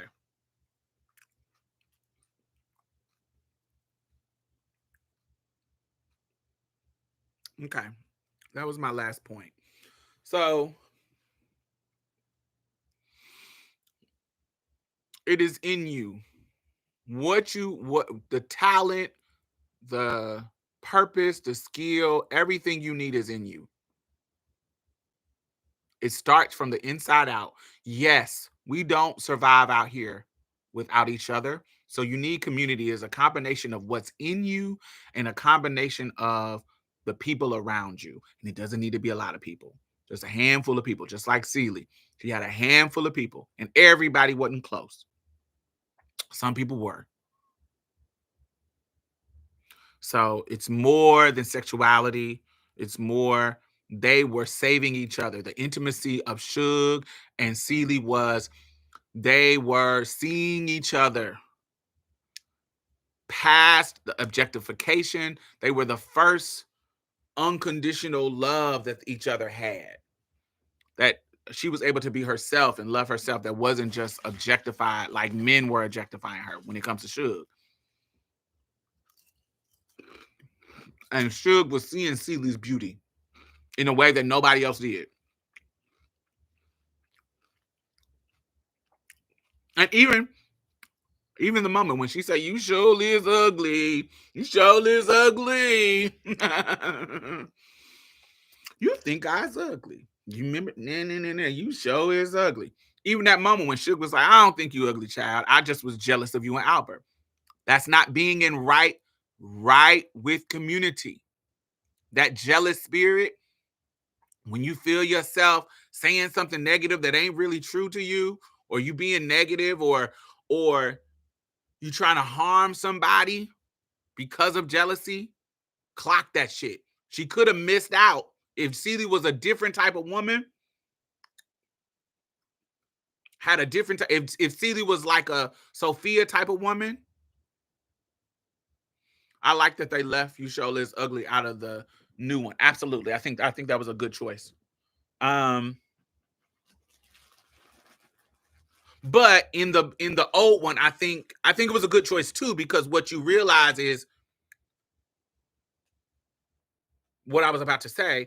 If Celie was a not weak woman and wanted to be like, "Oh, bitch, you're not about to come here with my husband. I'm about to make your life a living hell. I don't care about him. I can wear you out or whatever." They couldn't have found that love in each other. You feel what I'm saying? But because of who Celie was, it was able for that love to flourish, and she was able to call her out. "You think I's ugly," and she was able to acknowledge, "Oh, this is not what I didn't. I thought you was gonna be a woman, and I thought that I needed to be jealous of you, but I didn't." And it opened up a whole other type of love that they could. But that's because she wasn't right with community yet. With her community, she wasn't right. She was old. And sometimes it takes time. It takes a scenario to where you got to learn that this person is a good person. But clock that negative that comes. If you are in a situation where you're not seeing you feel like you got to be negative about a bitch.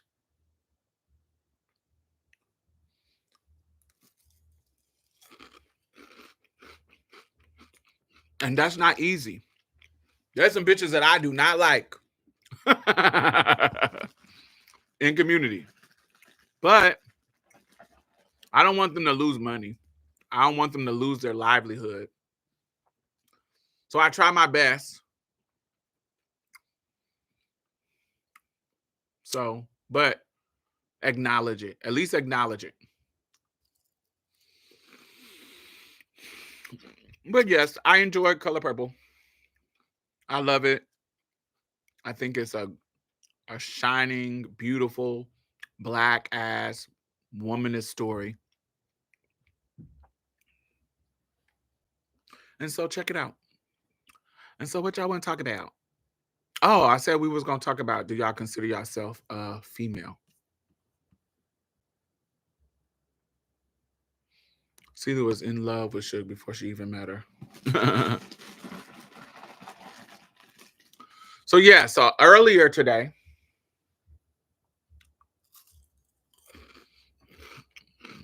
somebody brought it up in the beginning of the no, nobody brought it up. There was somebody whose name was The Life of a Transsexual Female. And so before I end it, I wanted to see what y'all thought about it. And so I said that I do not consider myself a female. I do consider myself a woman. So you'll never hear me calling myself a female. A woman, yes. A girl, yes. Ma'am, miss. But I do not consider myself a female. And so I wanted to see if you are a trans man. I wanted to know if you consider yourself a male. And if you are a trans woman, I want to know if you consider yourself a female. I think one of the problems that I see when it comes to the inefficiency of language, because language is a living entity that changes all the time. All the time. Language changes all the time.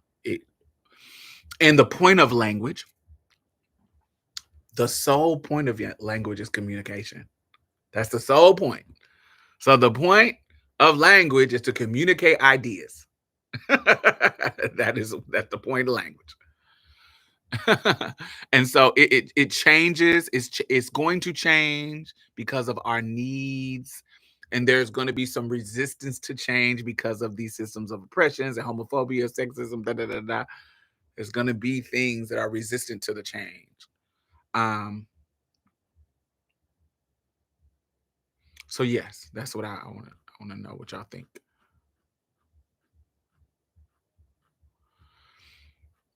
I know cis women that don't like the terminology female. They like the terminology female. They just don't like it in a context of when it's said in a misogynistic way.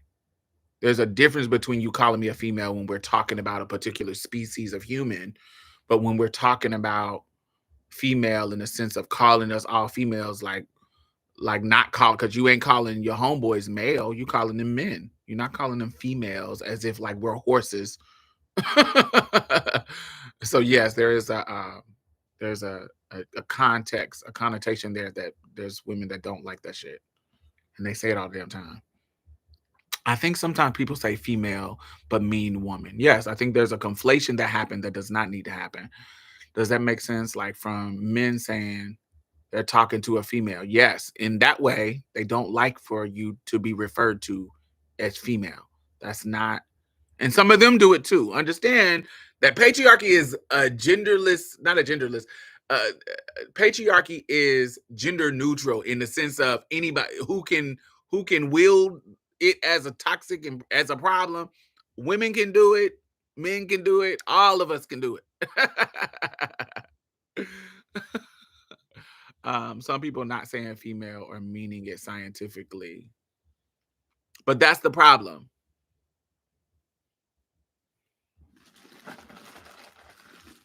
Female is a real scientific ass word. Because we have female horses, we have female dogs, we have female this, female that. It's a really species thing. It's scientific as fuck.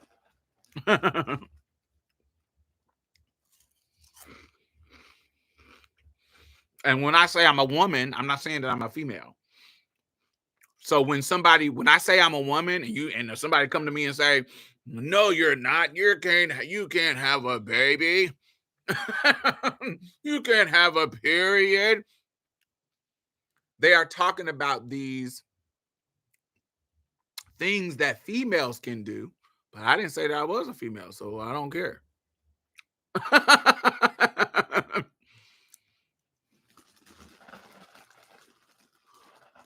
The connotation is negative when used in a non-medical scientific context. Absolutely. Yes, it's diminishing.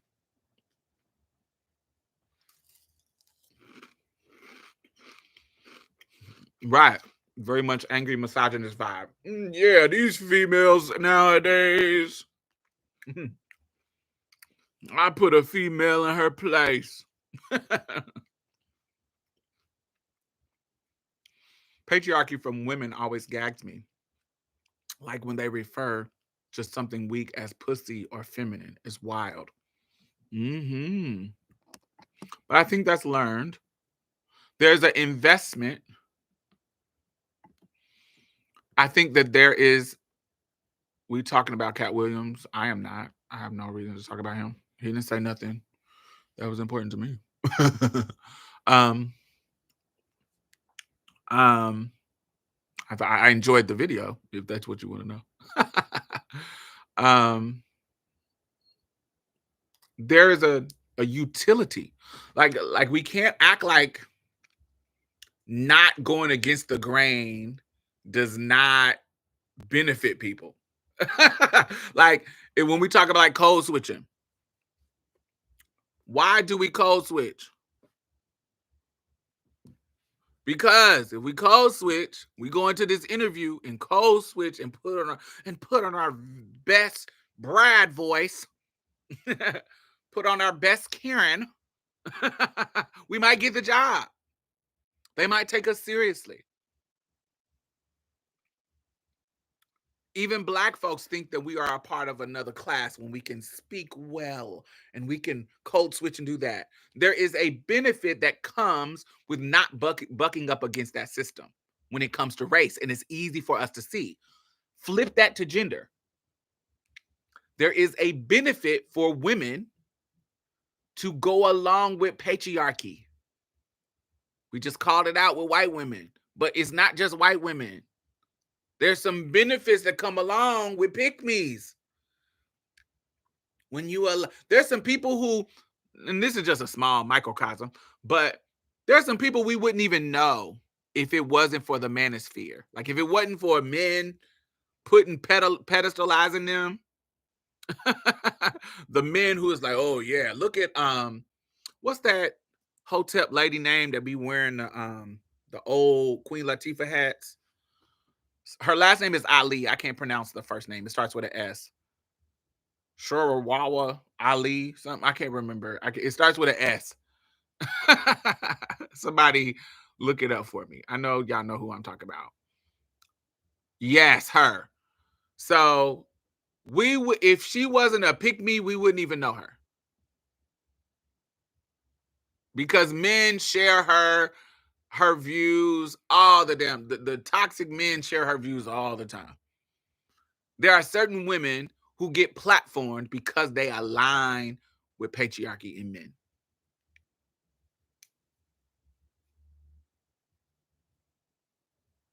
Brittany Renner. There's some white girls, I don't know their name, but in the similar way that Ben Carson, Candace Owens, that Black conservative, when it comes to race. Like, we wouldn't even know these people if white people were like, yeah, here's some Negroes who can speak to white supremacy and speak the talking points of white supremacy. Yeah, let's platform them. Let's share them. Let's give them the bullhorn. Not give them power, but give them the bullhorn. Pay them to say it, because then they can't play the race card to them. That happens on the gender side too, y'all. Y'all got to know that. That just there are some, it happens on our side, like the trans side. Look at Flame. Flame is literally that. Would Flame have been on fucking Breakfast Club, this cishet black platform? Would Flame Monroe be on that show as much as she was if she wasn't peddling transphobia? No. No, she would not be. She would not have been on that show. They want her on there. That's why, they have Flame and Sydney Star on there, because they know it's gonna be foolery.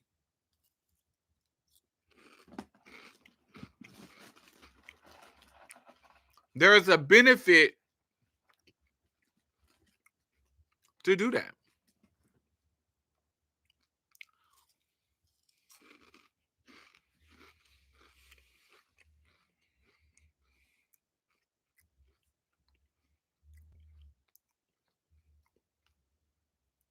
Because she isn't really funny. Right. Flame does what she does for survival. That's probably how she made it through during her younger years. I just think she was a drag queen. I just think, from what I know, she was a drag queen. That's all she was. She was a drag queen, and she was in relationship with cis studs. And if we know anything about cis studs, they're gonna keep them a job and take care of the house with you. That's how she survived. This is her new grift. Because if you remember, back in the day, she was reading cis women. Remember when she was first on Comic View, honey? She wasn't being all lovey-dovey with cisgender women, honey. She was calling Cheryl Underwood Wesley Snipes. Now all of a sudden she got love for cisgender women. Girl, this is her new grift. Yes, I've been knowing Flame for years.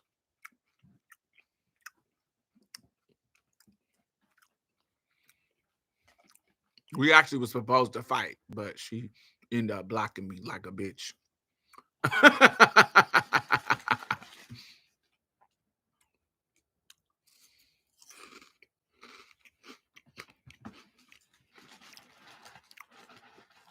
My gay son, who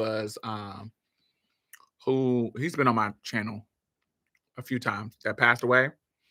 He was real cool with Flame, and so one time we had got into it on one of his statuses, and honey, she got me fire hot.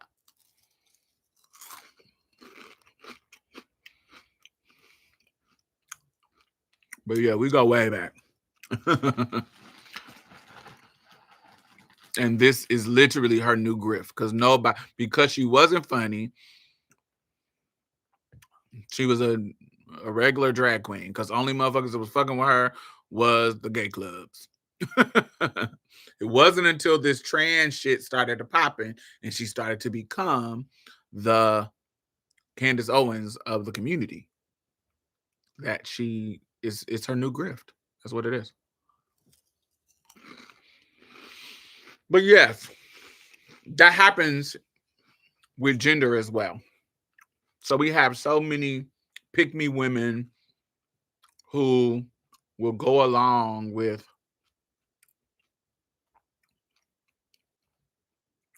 misogynistic talking points, beliefs, toxic masculinity trait. My mother, let's talk about my mother.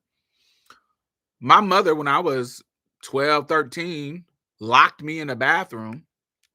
She was in there in the bathroom with me. I'm sitting on the toilet. She wouldn't let me out and was asking me, was I gay? Are you gay? Just be honest and tell the truth. How you know you gay if you ain't never had pussy? If you want to get some pussy, I'll get you some pussy. I can pay somebody to fuck you. The same thing that Bootsy did, my mother was offering to do to me. My mother! Because of the toxic masculinity and patriarchy and homophobia in her.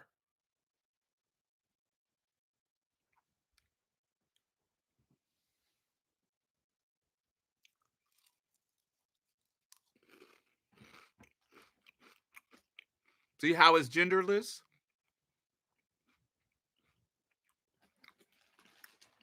Anybody can be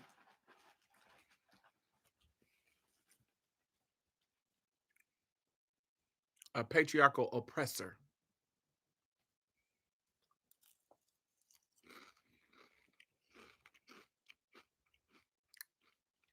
Y'all know what I love? Cocoa Pebbles. I love Fruity Pebbles and Cocoa Pebbles. So good. By themselves without milk.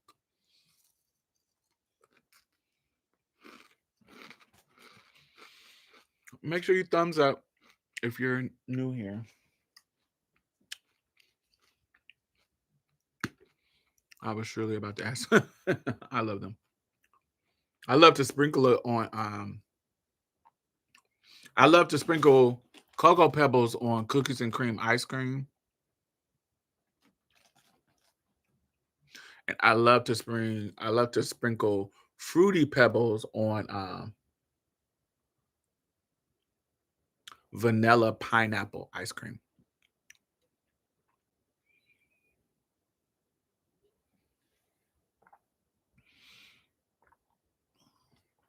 And this is water.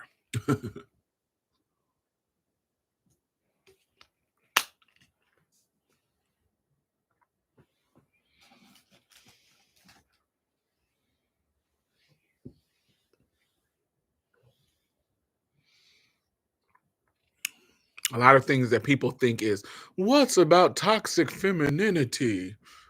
It's usually just toxic patriarchy, toxic masculinity in women. It's just patriarchy showing up in women. That's really what it is. It's not a exclusive.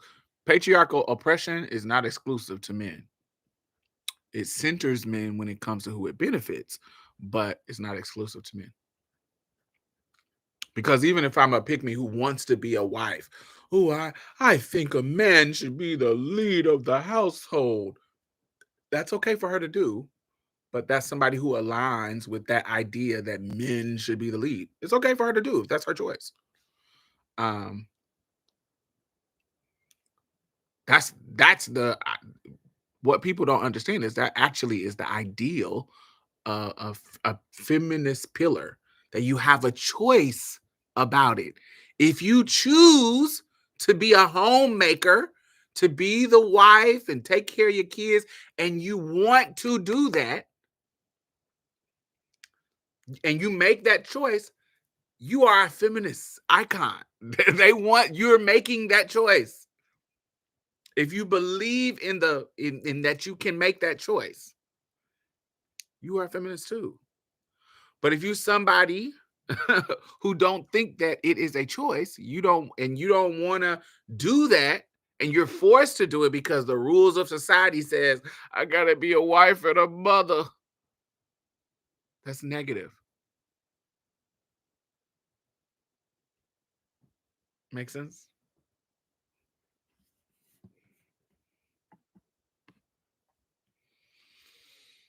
It's not having the choice that's the problem. Feminist ideal wants you to have the choice. So you can say, "Oh, I'm not a feminist." But if you believe that women should have the choice, you are. You just there's some negative connotation to the feminist label. So you're like, oh, I'm not a feminist. But you actually are. If you believe that women should have the choice and the freedom to make those decisions, to be able to say, oh, I don't want to be a housewife. I want to be a career woman. That's a feminist ideal. Sorry, bud. Sorry, ma'am. If you believe that they should have the choice, there's so many women who don't identify as being uh, a feminist, but they live their life and have the beliefs of a feminist. It's kind of like some people who live their life as racist, but they don't identify as a racist. If you think white people are superior, you're racist. If you think that black people are inherently beneath you, even if you don't claim to be a racist, guess what? You a racist.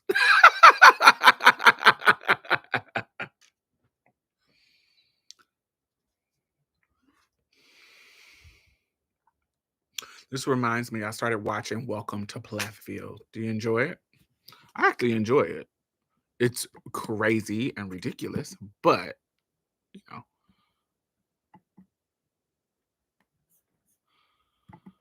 absolutely crazy and ridiculous, but it's entertaining, especially those conversations with their kids as they move out.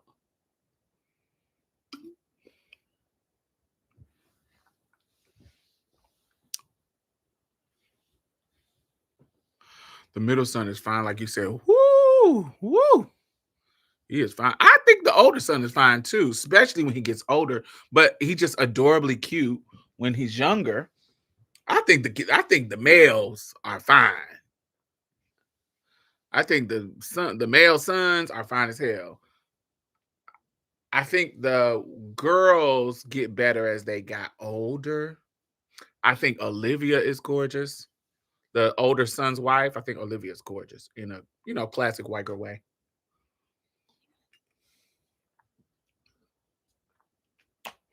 But yes, that middle son, is it Isaac? Isn't it Isaac or Ethan? Or is that the first? I can't remember his name. Makai, something. He fine. Speaking of crazy, so I'm gonna do a video on Saltburn Alive on that. That was gonna be my next week topic. Yeah, Micah's fine. Micah is gorgeous. Have y'all seen Saltburn on Amazon Prime? Have y'all watched it? Do y'all want me to do a video on that? I was gonna do it next. Wait, is it next Friday? I'm going to Create and Change conference in New Orleans, and I don't think it's next week. Hold on. Yeah, that's the week after next. So next week, yeah, that Friday on the 12th, I wanted to do Saltburn.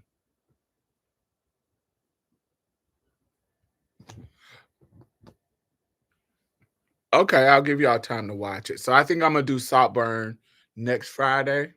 I really enjoy Saltburn. It's really on the screen right now. Saltburn. I really enjoyed Saltburn. I missed the Color Purple convo. Did we hate it? Did we like it?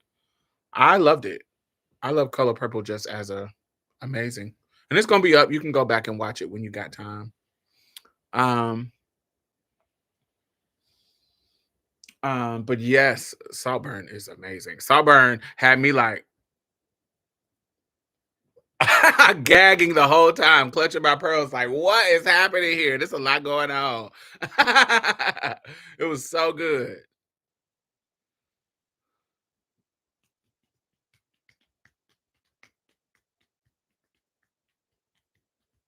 What happened to doing the lives on Thursday? So it's just y'all know I'm inconsistent. So it's either gonna be Thursday. If I have something to do on Friday, it's gonna be on Thursday. If I don't have something to do on Friday, it's gonna be on Friday.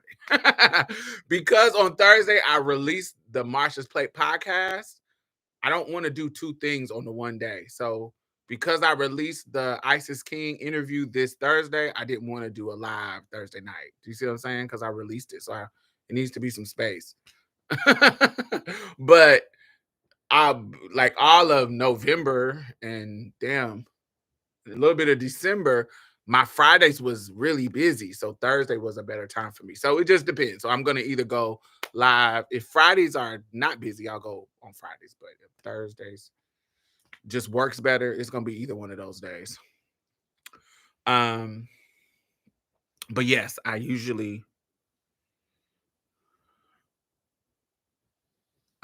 need y'all help too. Like who would y'all like?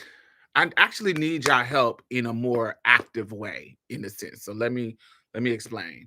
So who would y'all like for me to have on the channel? So I have had all the people that I want to have on the show. Except for Laverne Cox and Janet Mock. Those are the two people that I would have on the show. Yay, balloons. Um, those are the two people that I would have on the show that I really enjoy. Laverne Cox and Janet Mock. Um, but who else, high profile, would y'all want me to have on the show? Who else? So other than them two, so I know. Well, if you want me to have them, hit them up. So I want y'all to let them know that I want them to have on the show. Non-singing sings, I mean. What do you mean? Fantasia acting was so good, even the non-singing scenes, like when she found her dad wasn't her dad. I was like, I had parents who loved me, and she started crying. I broke my heart. Oh yeah, she did great. She did great on Tony. I'm going to put her name back in the running and hopefully she's cooperating this time. Lady Phil. I hit Lady Phil up and she responded, but when it was time to schedule her to be on the show, um she stopped responding. Like we literally went to WhatsApp because she's in the UK and I tried to get her on and she didn't do it. But yes, I hit her up on WhatsApp and everything, and she did not. She wasn't responsive after I said let's set it up. But she responded when I said, "Hey, be on the show." Um, I am gonna have some UK girls on. I interview one on the 16th, and I'm trying to find black girls in other countries. When Danielle Brooks said, "Don't leave me," when she was in the jail, baby, yes, baby, the acting was A1. I feel like yes, I loved Danielle Brooks and I loved Celie, Fantasia. They ate. But the fact that Taraji was singing and we didn't know that she could sing and she did good and it wasn't like what? I felt like Sierra was the one that was kind of throwing me off. I feel like the most awkward voice was Sierra to me. Her voice was it was Sierra. I don't have it just anyway. Sierra has that kind of voice you either love or hate. Especially her vibrato annoys me personally. Her vibrato, that little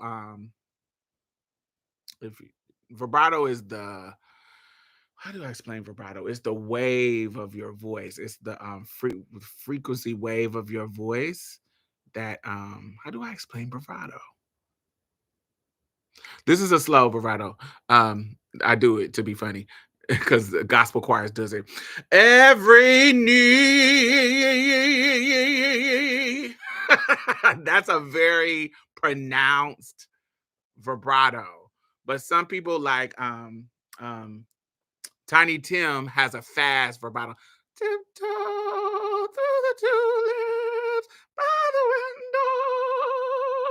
You see that shake? That's a vibrato. So some people's are slow, some people's are fast, and it gives a different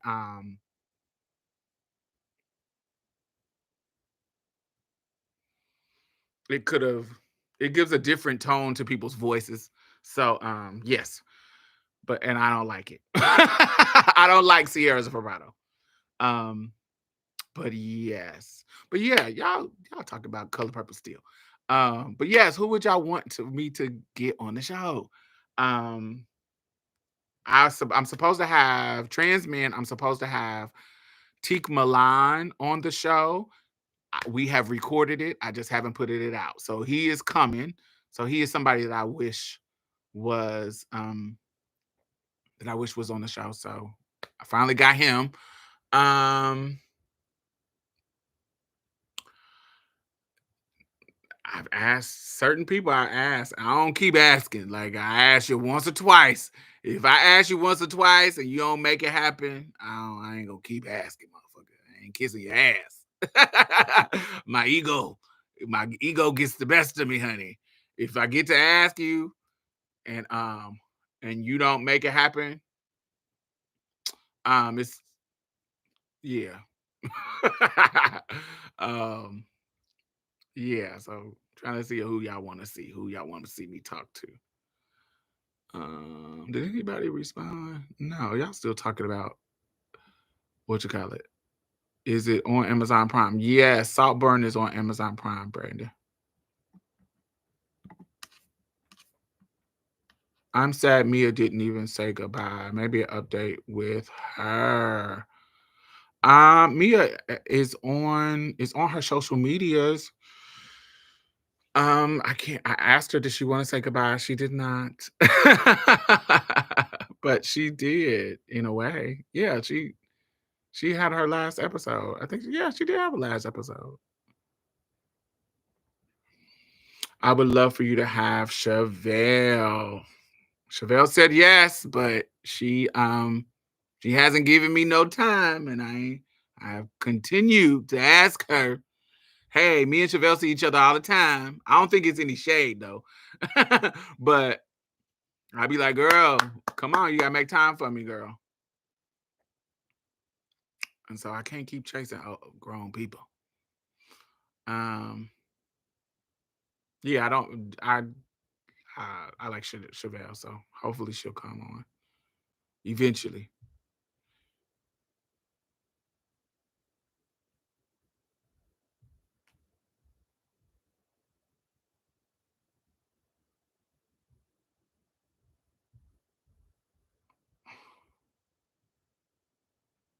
But yeah, Mo, I think what you call it, and her does have a her she has been what you call it has a podcast now. What's his name? Z. Z has a podcast now, and she done been on there too. So if you can check that out. Who's been your favorite guest? Oh gosh.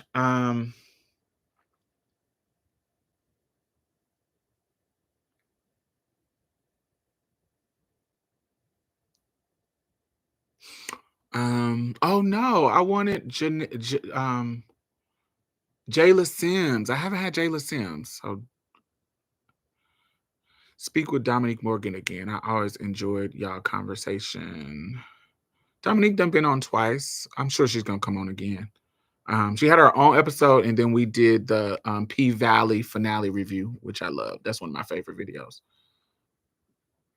Yeah, it's not necessarily my favorite guest, but it's just certain conversations that I've had that I really enjoyed the conversations. I enjoyed Triple Cripple. Did y'all watch? I don't know if everybody watched that video, but Triple Cripple, when me and them had a conversation about disability and the parallels between trans and disability, I thought that conversation was really powerful. I loved the P Valley finale conversation. Um, that was one of my favorite episodes. I thought that conversation was really powerful. Um, there's some guests that I think that are just fucking dope. When I think about Zorandrian, Agender Brilliance, that video, that is one of my favorite people. I think Zorandrian is so smart and so if you follow them on Ignite Intellectual, they're so dope. I think they're so smart. Oh, you know who I would like to have on the show? Alok. I haven't hit Alok up, but Alok, I would have Alok on the show. I haven't had Amaya on the show, but I have hit Amaya up, so it just motherfuckers be Hollywood, child. I have hit Amaya up, so I haven't had like a just me and Amaya talking. Amaya Scott, her, but Alok would be dope. Oh, there's a couple of people. So Alok, Jayla Sims, Amaya Scott. I would have them. Laverne,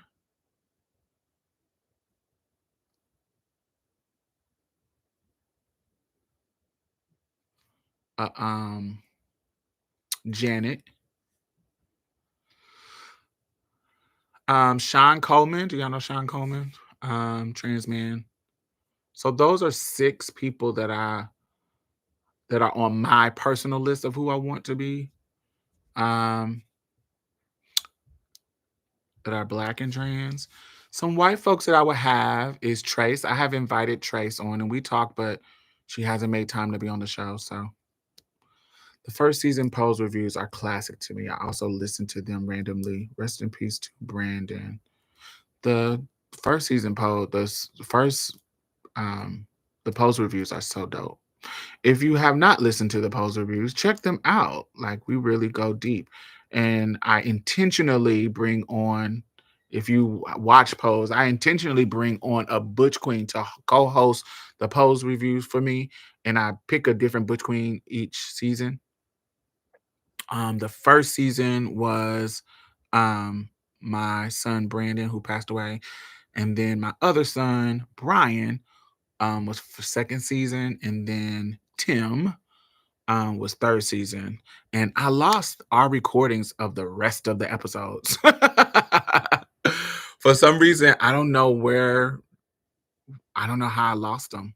We were I don't know. I don't know how I lost them, but they were lost on my other computer. Or deleted somehow.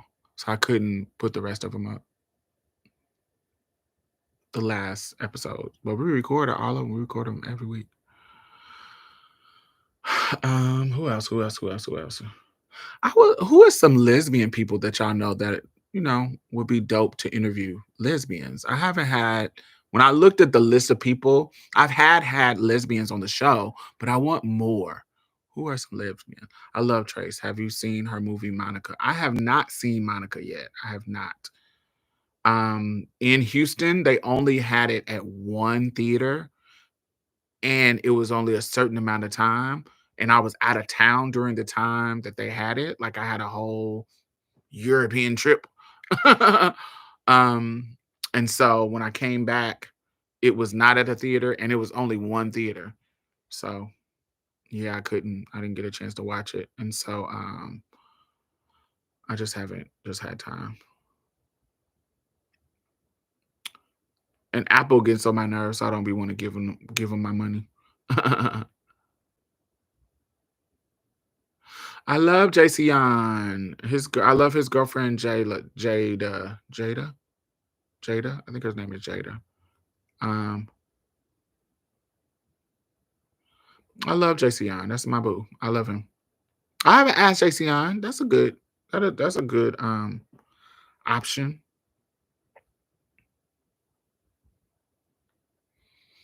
But yes, I love JC on.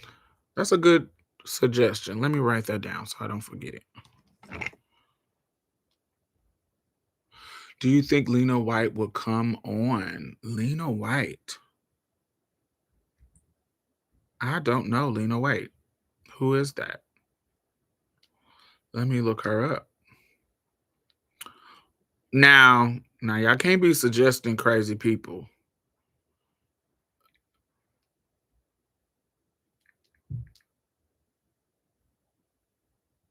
Lena Waif, is that who you're talking about?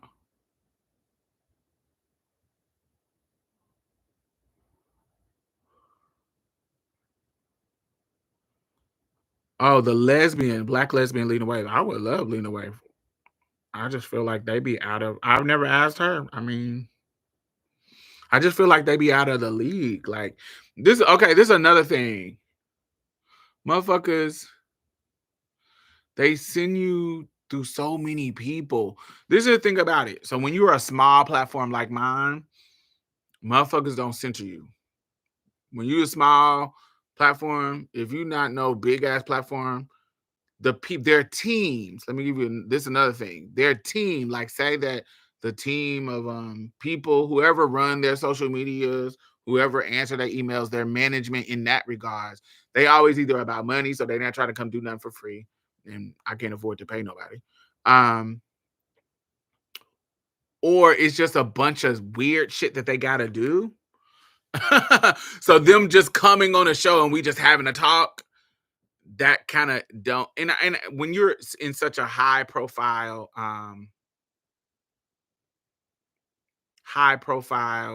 position, I get that, because it can be kind of messy. Motherfuckers could be putting you in some messy ass shit. You see what I'm saying? So I get it, but it doesn't make them accessible. Sometimes they're too accessible. And Lena Waithe would be somebody I would love on the show, but it also is hard to get past their people, to convince them to say, hey, this is what I want to talk about. Da, da, da, da. So it's kind of difficult. Jessica Betts. Yes, I know her. That's the Brat's. No. I mean, Niecy Nash's wife, stud girlfriend, stud wife. Niecy Nash wives. That is a good thing. Now, another element, I want to talk about their life and social justice shit, because that's what we do here. So they gotta be in that bag. You can't just. One thing that I hate is people to just come on to try to promote stuff. I don't like that. I like you to talk. I like you to be real. I like you to be vulnerable. I like you to talk about real shit.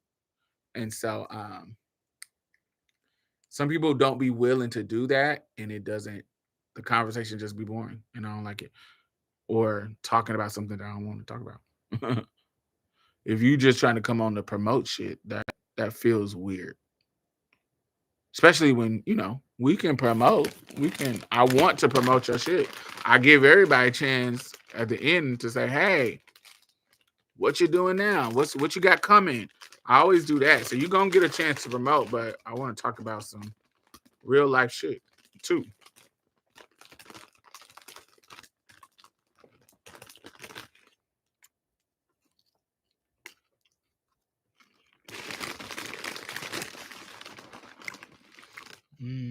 White cheddar popcorn.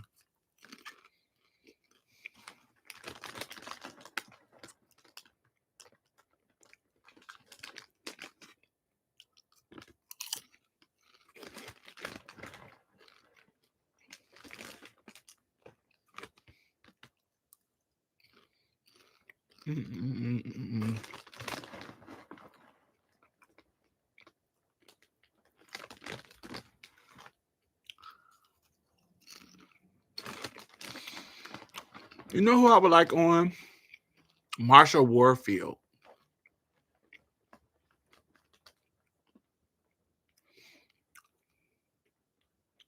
I would love to have a conversation about her coming out in her older age as a lesbian woman. Y'all remember Marsha Warfield from? I know her from Night Court, but she came out in her 60s. I would love to talk to her. You know who else I would love to talk to? DJ Mr. C.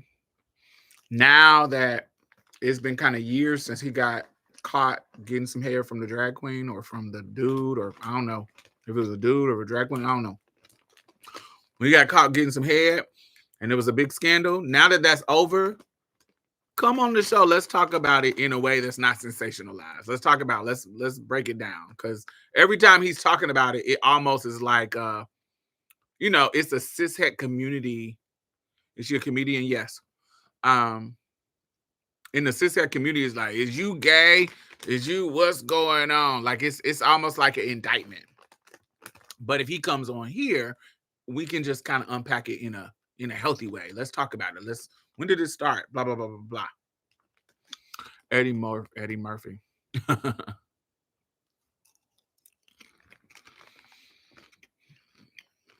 Sandra Caldwell. She would be good. Ooh, she would be good. I didn't think about her. Let me put her down.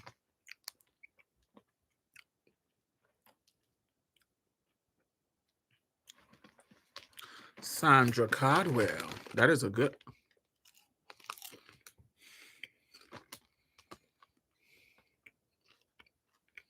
Yeah, sometimes I don't be thinking about these people. Sandra Caldwell.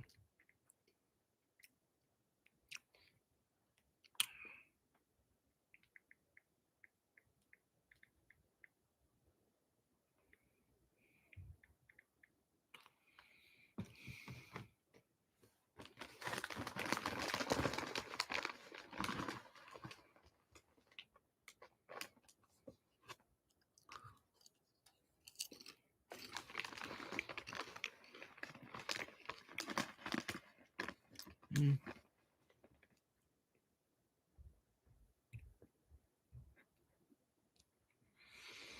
I love this look, giving much very Highland Rhythm style coffee house spoken word fish.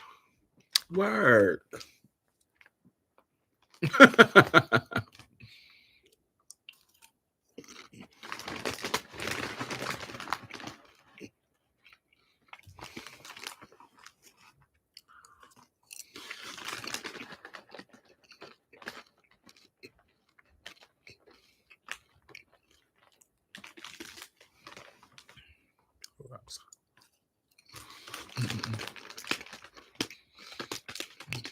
I can bring Malik Yoba on here.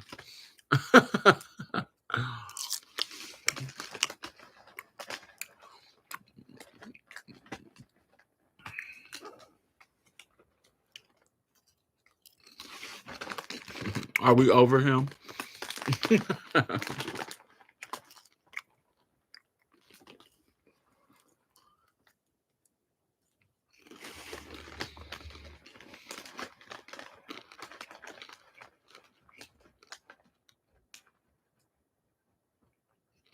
All he gonna do is storm out when shit get too real. Now that that's all over, let me give y'all that tea. So the interview that he stormed out of, every question that was on the interview card, I wrote because I'm friends with the dude who was interviewing him. So I was a part of the questioning. And the interviewer, who is also a trans attracted man who used to date Angelica,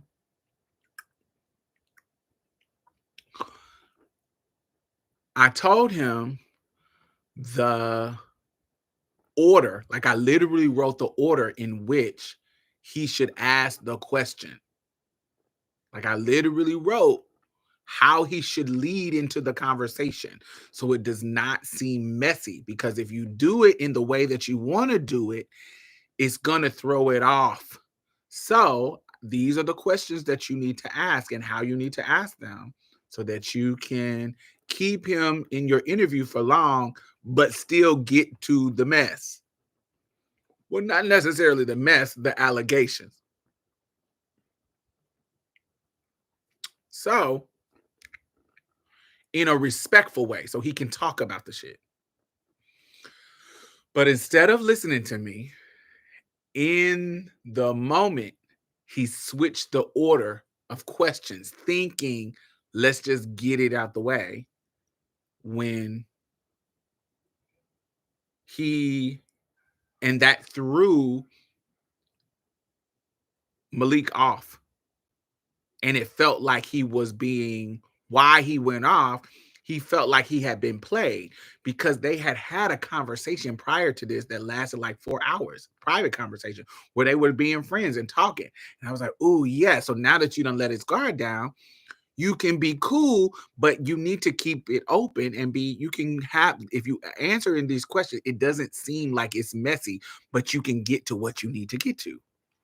But he, not being a seasoned journalist, did not follow the order of the questions and threw the whole thing off. I was so mad. I was mad at him. I wasn't mad at Malik. Because the way it played out, it seemed messy.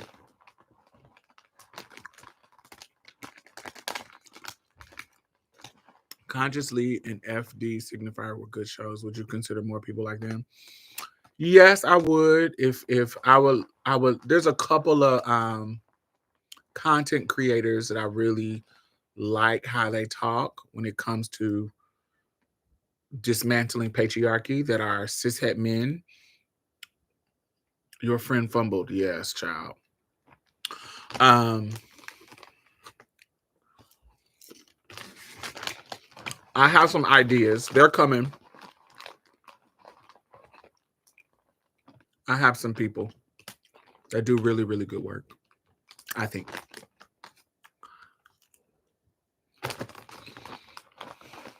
Do you have some people in mind? I love Hoochie Guy. I love her. And she from Houston. And she follows me, so she might come. Sometimes people, I be shy to ask them. She is one of them. I don't. They didn't do anything. I'm just. Sometimes I'm shy, and she's one of them that I'm shy to ask because I love them so much, and I'm sensitive. So because I love you, if you say something late or throw me off, it makes me feel some kind of way. So she's one of them people that I'm shy to ask.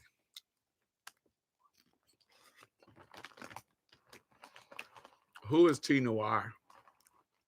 I don't know who T Noir is. Conscious is so damn. Cat Black. I've asked Cat Black on the show. She hasn't made time for it. But I don't think it's shade because she has shared my show. She has shared me with other people. So I don't know. I've had Cat on. I've asked Cat to be on the show.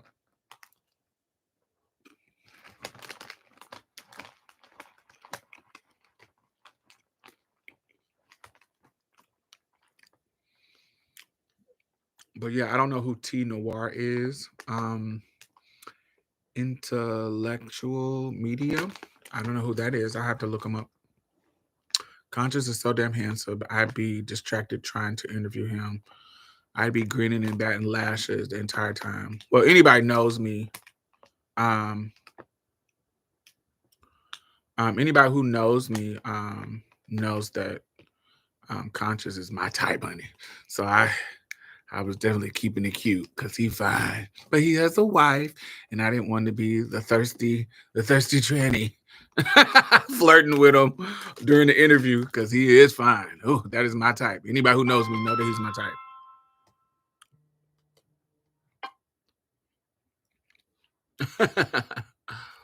um, you said you watched T before. I may not know her under that name. Well, is there another name that they go by? Refresh my memory. Um, I've met what you call it in person, consciously in person. We met in New Orleans, and he had his birthday party here in Houston. But we met in person in New Orleans.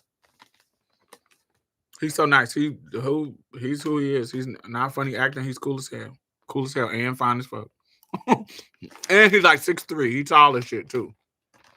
He's like 6'3". Skinny as hell. He's skinny as fuck. So that dick probably big as all outdoors. Because anytime I know tall, skinny niggas be having big old dicks. Nah, not really. But I done met him with big old dicks.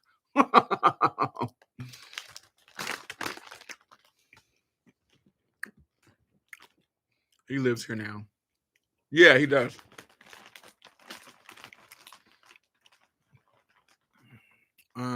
But no, I don't know her. Yes, I've seen Kat speak highly of you. Yes, Jay. I don't think it's any kind of shade. I think she's just busy, or I don't know. I don't really know what it is. I don't think it's shade at all though, because she always have been supportive. Maybe I just got a booger. I'll double back to her.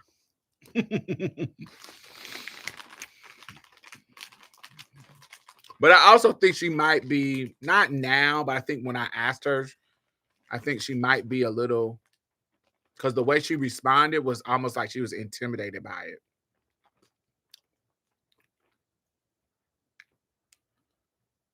Yeah, he's tall. Um, because the way she was talking to me was like I was an OG, and she was like intimidated a little bit. So that might have plays a part, but I don't think it should be that now. Like she an OG too, so I don't know. But I'll double back to see what Cat Black doing because I do love Cat. Cat cool.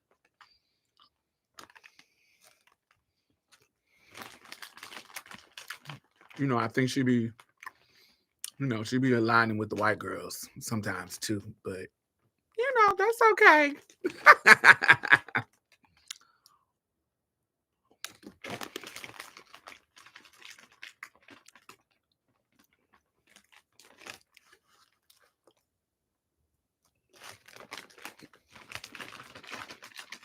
Yeah, I found your channel through Cat.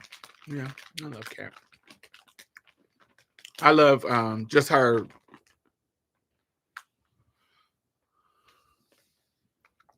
hmm Um, I think that she's what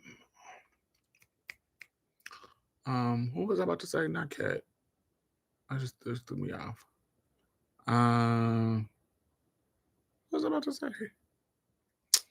You done threw my mind. Not about Cat. Who else? Um,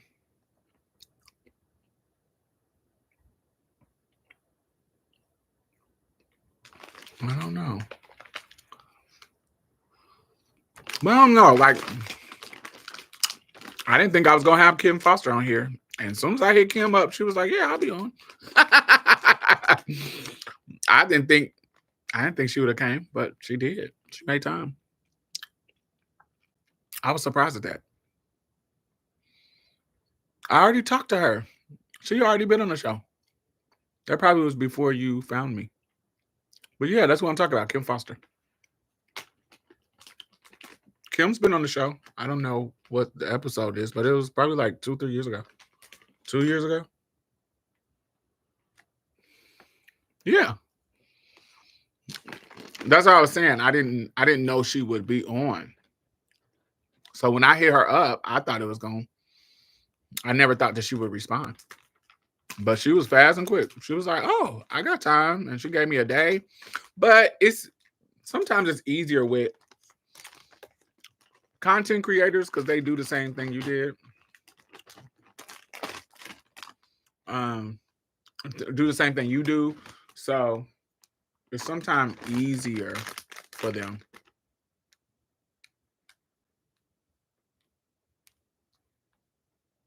This fucking string of hair.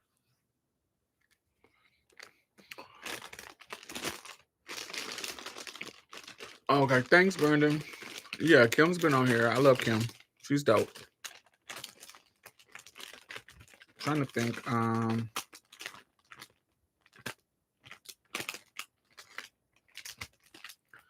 Hey, Norma. Normaliza Bortion. How you say that last name? Bortion? Is it like portion or Borchan? Normaliza Borchan. Borchan. Sounds fancy.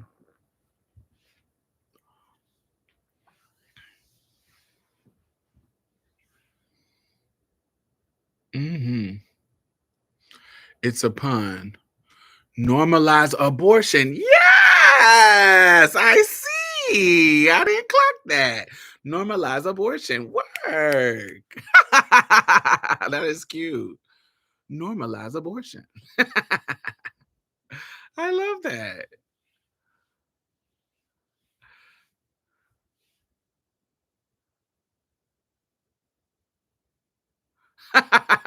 I did not clock because some people come in here with some weird names. So I'm like, you trannies got weird names.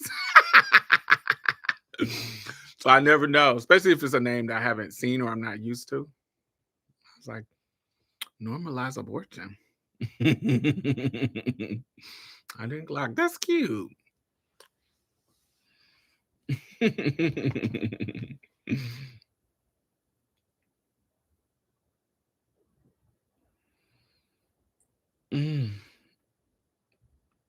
Okay, y'all got me some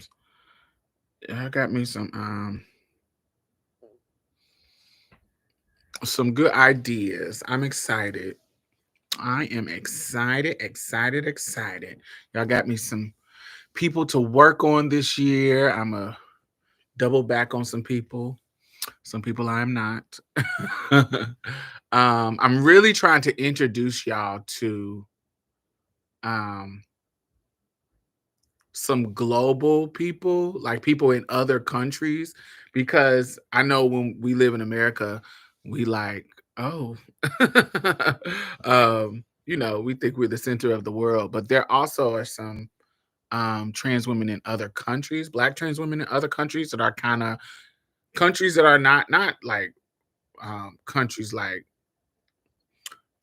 any country I'm gonna have them, but there's some countries that are either not as developed as ours that are like really on the cutting edge of brown groundbreaking, breaking ground in their country.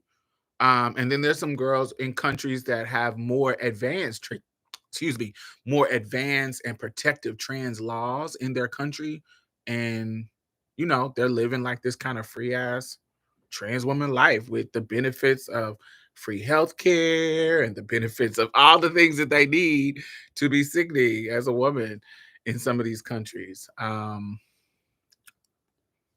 when we went to Amsterdam and we went to one of their newest trans organizations, and you know, with sex work being legal, universal health care being a part of their system, the girls were thriving.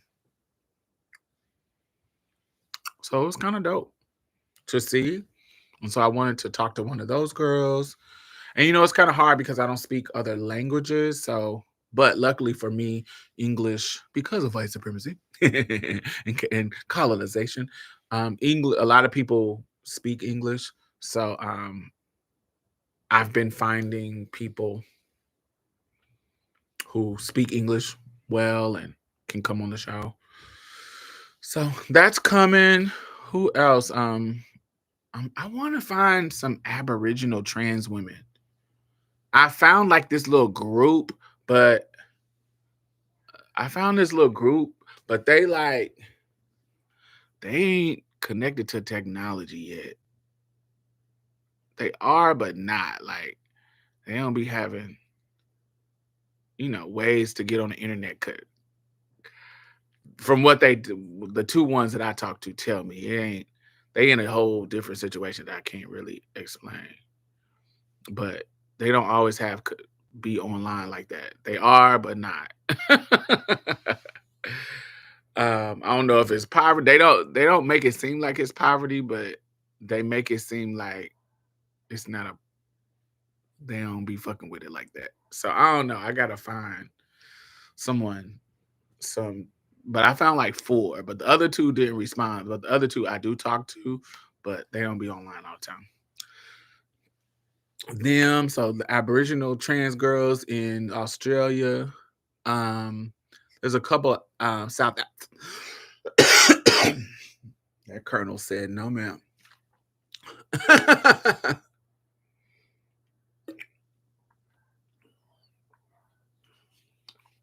But some South African trans women that I want to get on the show. Um couple of British girls, a Finnish girl from Finland.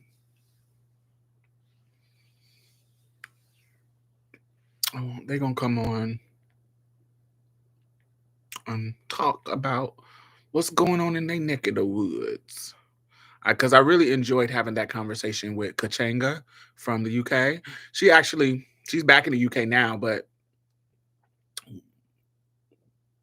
she had moved to when we went to Paris. She came to Paris to meet us in person, and she was cool as fuck.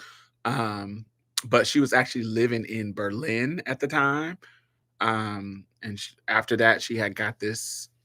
I don't know if it was in Elle or if it was in Vogue. She had got this because she's a writer.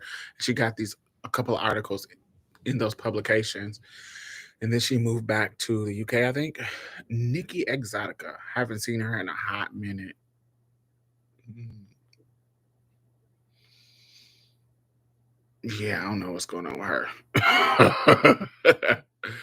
Ain't she on like some reality TV, like a relationship boot camp? Ain't she on a show or something? Her face be distracting me, so I don't.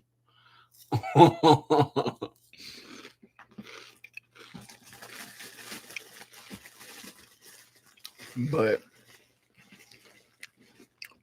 that's an interesting. That's an interesting suggestion.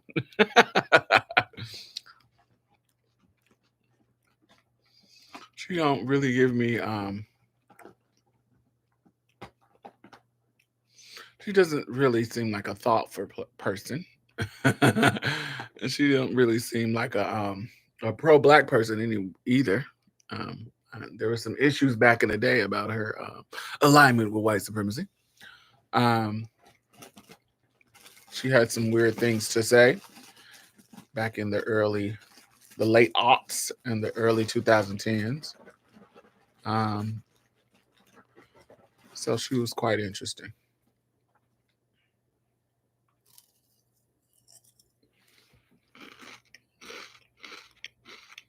But yes.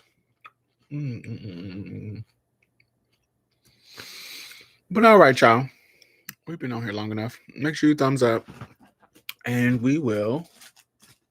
Um, I'll talk to y'all. Make sure y'all watch Saltburn because I want to talk about Saltburn. Saltburn is good. Definitely not Carmen Carrera. No. No, thank you.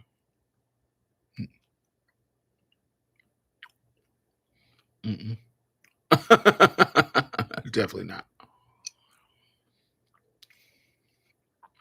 Um, she has the the anti-black is strong in that one, like a racist Jedi. Anti-black is strong. I don't like how she responded to T.S. Madison. I don't like how she responded to because if y'all remember when T.S. Madison started to rise, um, when she started to rise, she had this really negative I this negative just negative shit to say about T.S. Madison being a sex worker and how she don't feel like she represents us in the right way. So that whole respectability politics. And as somebody who used to be a sex worker who has the range, bitch, you got me fucked up. You not that smart, especially somebody who just you was just on a show as a drag queen boy, and all of a sudden you just became a woman and you want to tell a black trans woman who's been in the game that they don't represent you because she a sex worker and you was a whole white agate a year ago. If you don't get your bitch ass out of here, no. I didn't like that whole thing. Um, that whole mess that she had to say about T.S. Madison. Didn't like it, and I never liked her since then. Especially when you just had this situation where a whole black girl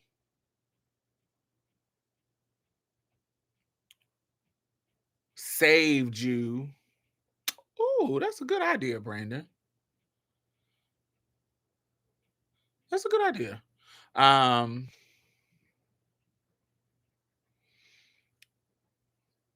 a whole black girl saved you on Katie Couric.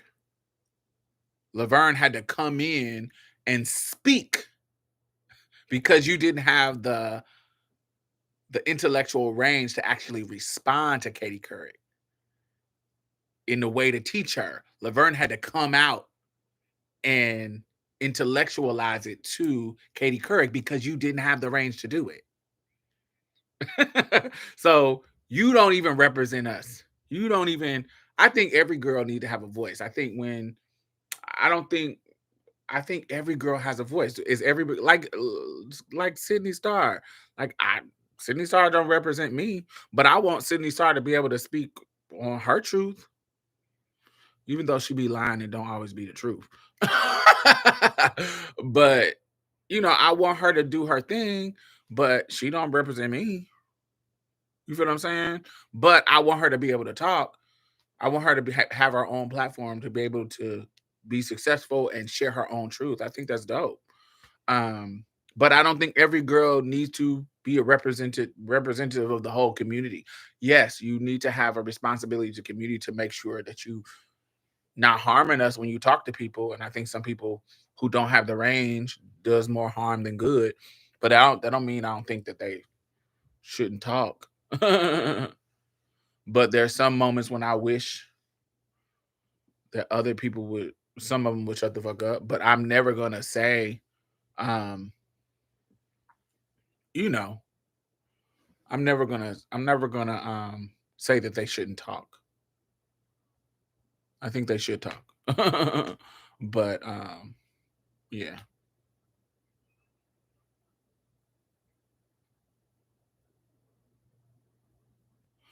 I want Sydney to win, but she sabotages herself every time. I don't think Sydney has the talent to win. I don't think she's talented at anything, if I'm to be honest. I don't think she's talented at anything to win. Um, I think what she's trying to do is what she can try to do.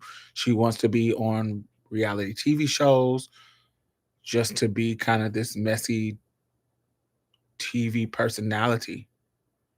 And I think that's what she can do.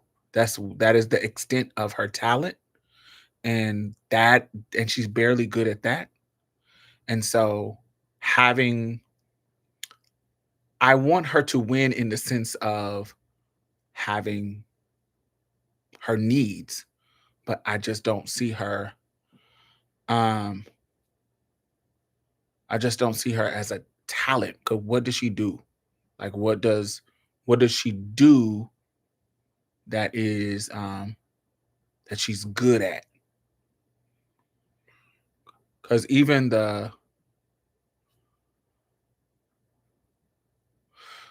her rise to fame was based on a lie that she admitted.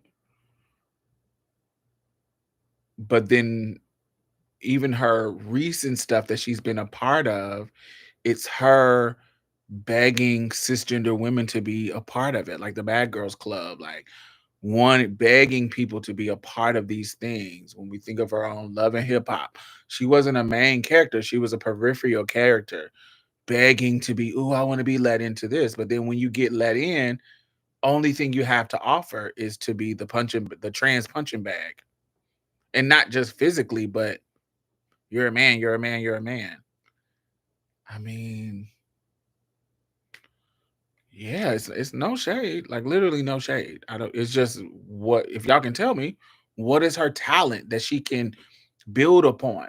What is it that she can build upon? Because she's not even good at what she's trying to do.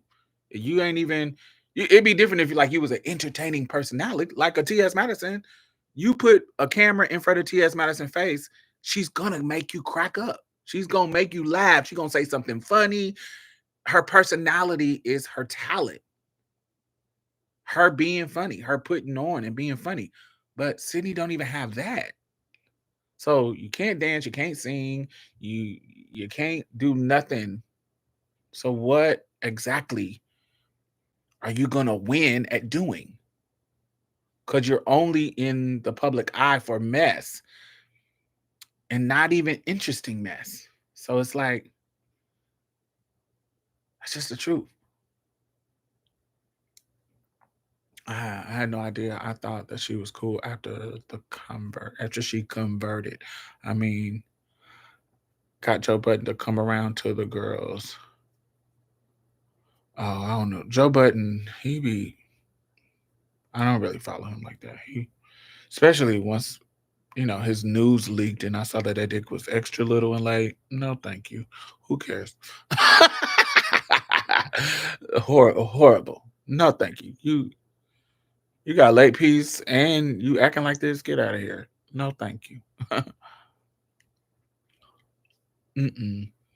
But yes, I want Sydney to win, but I want her to find herself. I feel like so she got I met her in 2003. We were in a ball. We were at a ball together, and this is when she was at Escada. They were beefing recently. Sydney played with Maddie, and she ain't go for it.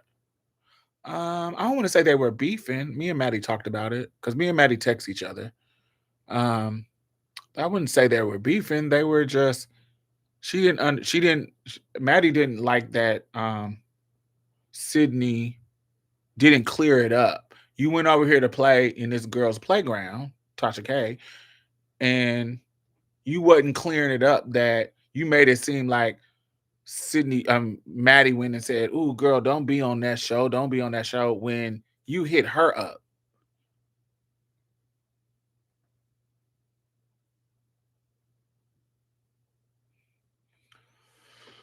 So, yeah, I just ain't no way. I don't care. But that goes back to what I was talking about talent. You don't have the business savvy, you don't have the talent to have any to get exposure with integrity. So what you have to do is do shit like, ooh, let me go on the Tasha K show. Like, ain't no way. It's kind of like, I'm sorry, even if ain't no way Flame is gonna come on a show that I created, even if she wanted to, or if I felt like no, I would not work with Candace Owens. I would not work with Flame. Tasha K. I'm not one of them people. I don't want to work with them. Like it, I would never go on. If I was Sydney, I would have never went on her show. But she doesn't have anything else. So her claim to fame is to be a part of this messy stuff. So let me go on Tasha K's platform so I can get my little minutes of shine on her show. So she can call me a man, she can call me a he, she can say all this negative stuff about trans women and T.S. Madison, who is supposed to be my friend, she can come and say some negative stuff about her and use me as a catalyst to do it.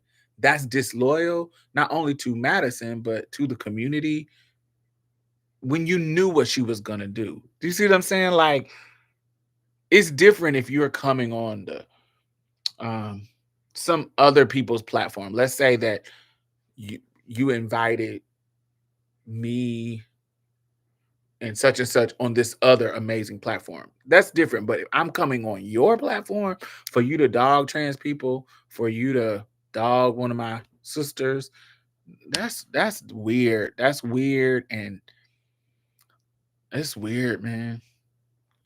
But I know everybody out here trying to survive. So because like I just said, she doesn't have talent. This is her way to survive. This is her way. But she didn't, you get what I'm saying? She didn't get paid to be on the show. So it's the clicks and traffic that she's trying to get. And as somebody who knows how much money motherfuckers is making, is it worth it? Because you ain't making that much money from that. Do you feel what I'm saying? Like, does that make sense? It's like I as somebody who's been in a situation where I'm trying to survive, I think that this is her way to get exposure and validation and try to make some kind of money and appearances and da da da da because she doesn't have any other talent. So part of me is like, oh, this is what she can do, girl. So how you judging her? This is what she can do. This is this is my hustle. So why you mad at me? Like, like a sex worker, this is my hustle. My hustle is internet mess. And I get a couple of dollars of just doing appearances or doing da da da da. Da. This is her hustle. So, and it's all they know. Absolutely.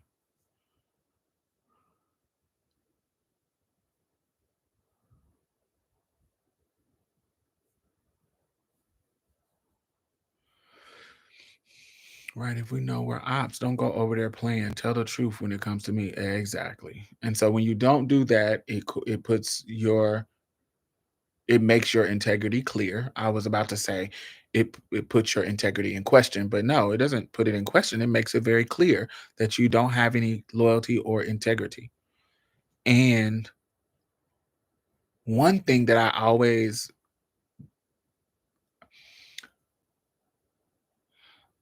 the cishet community is fickle, baby.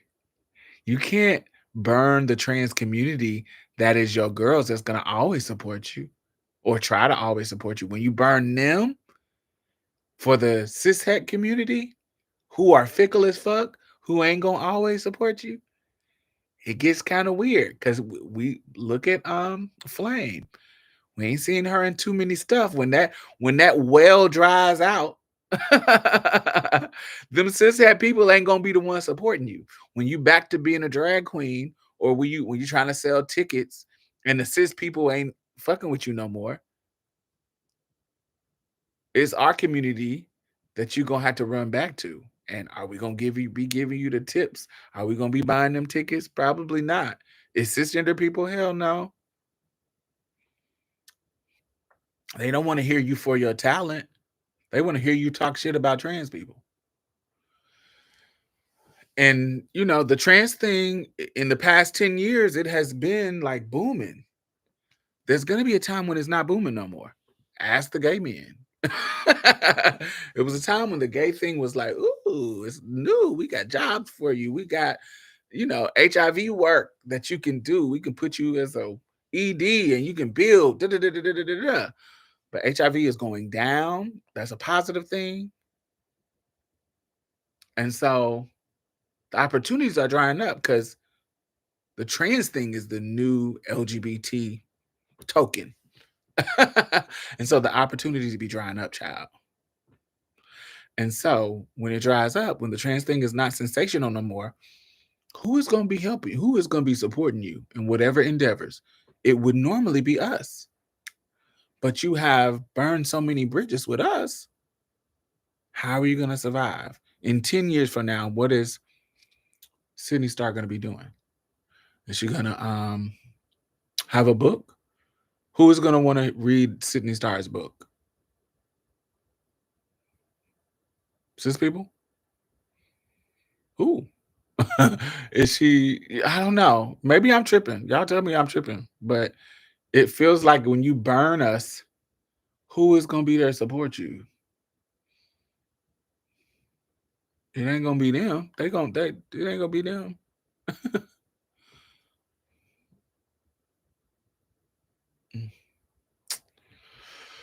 But yes.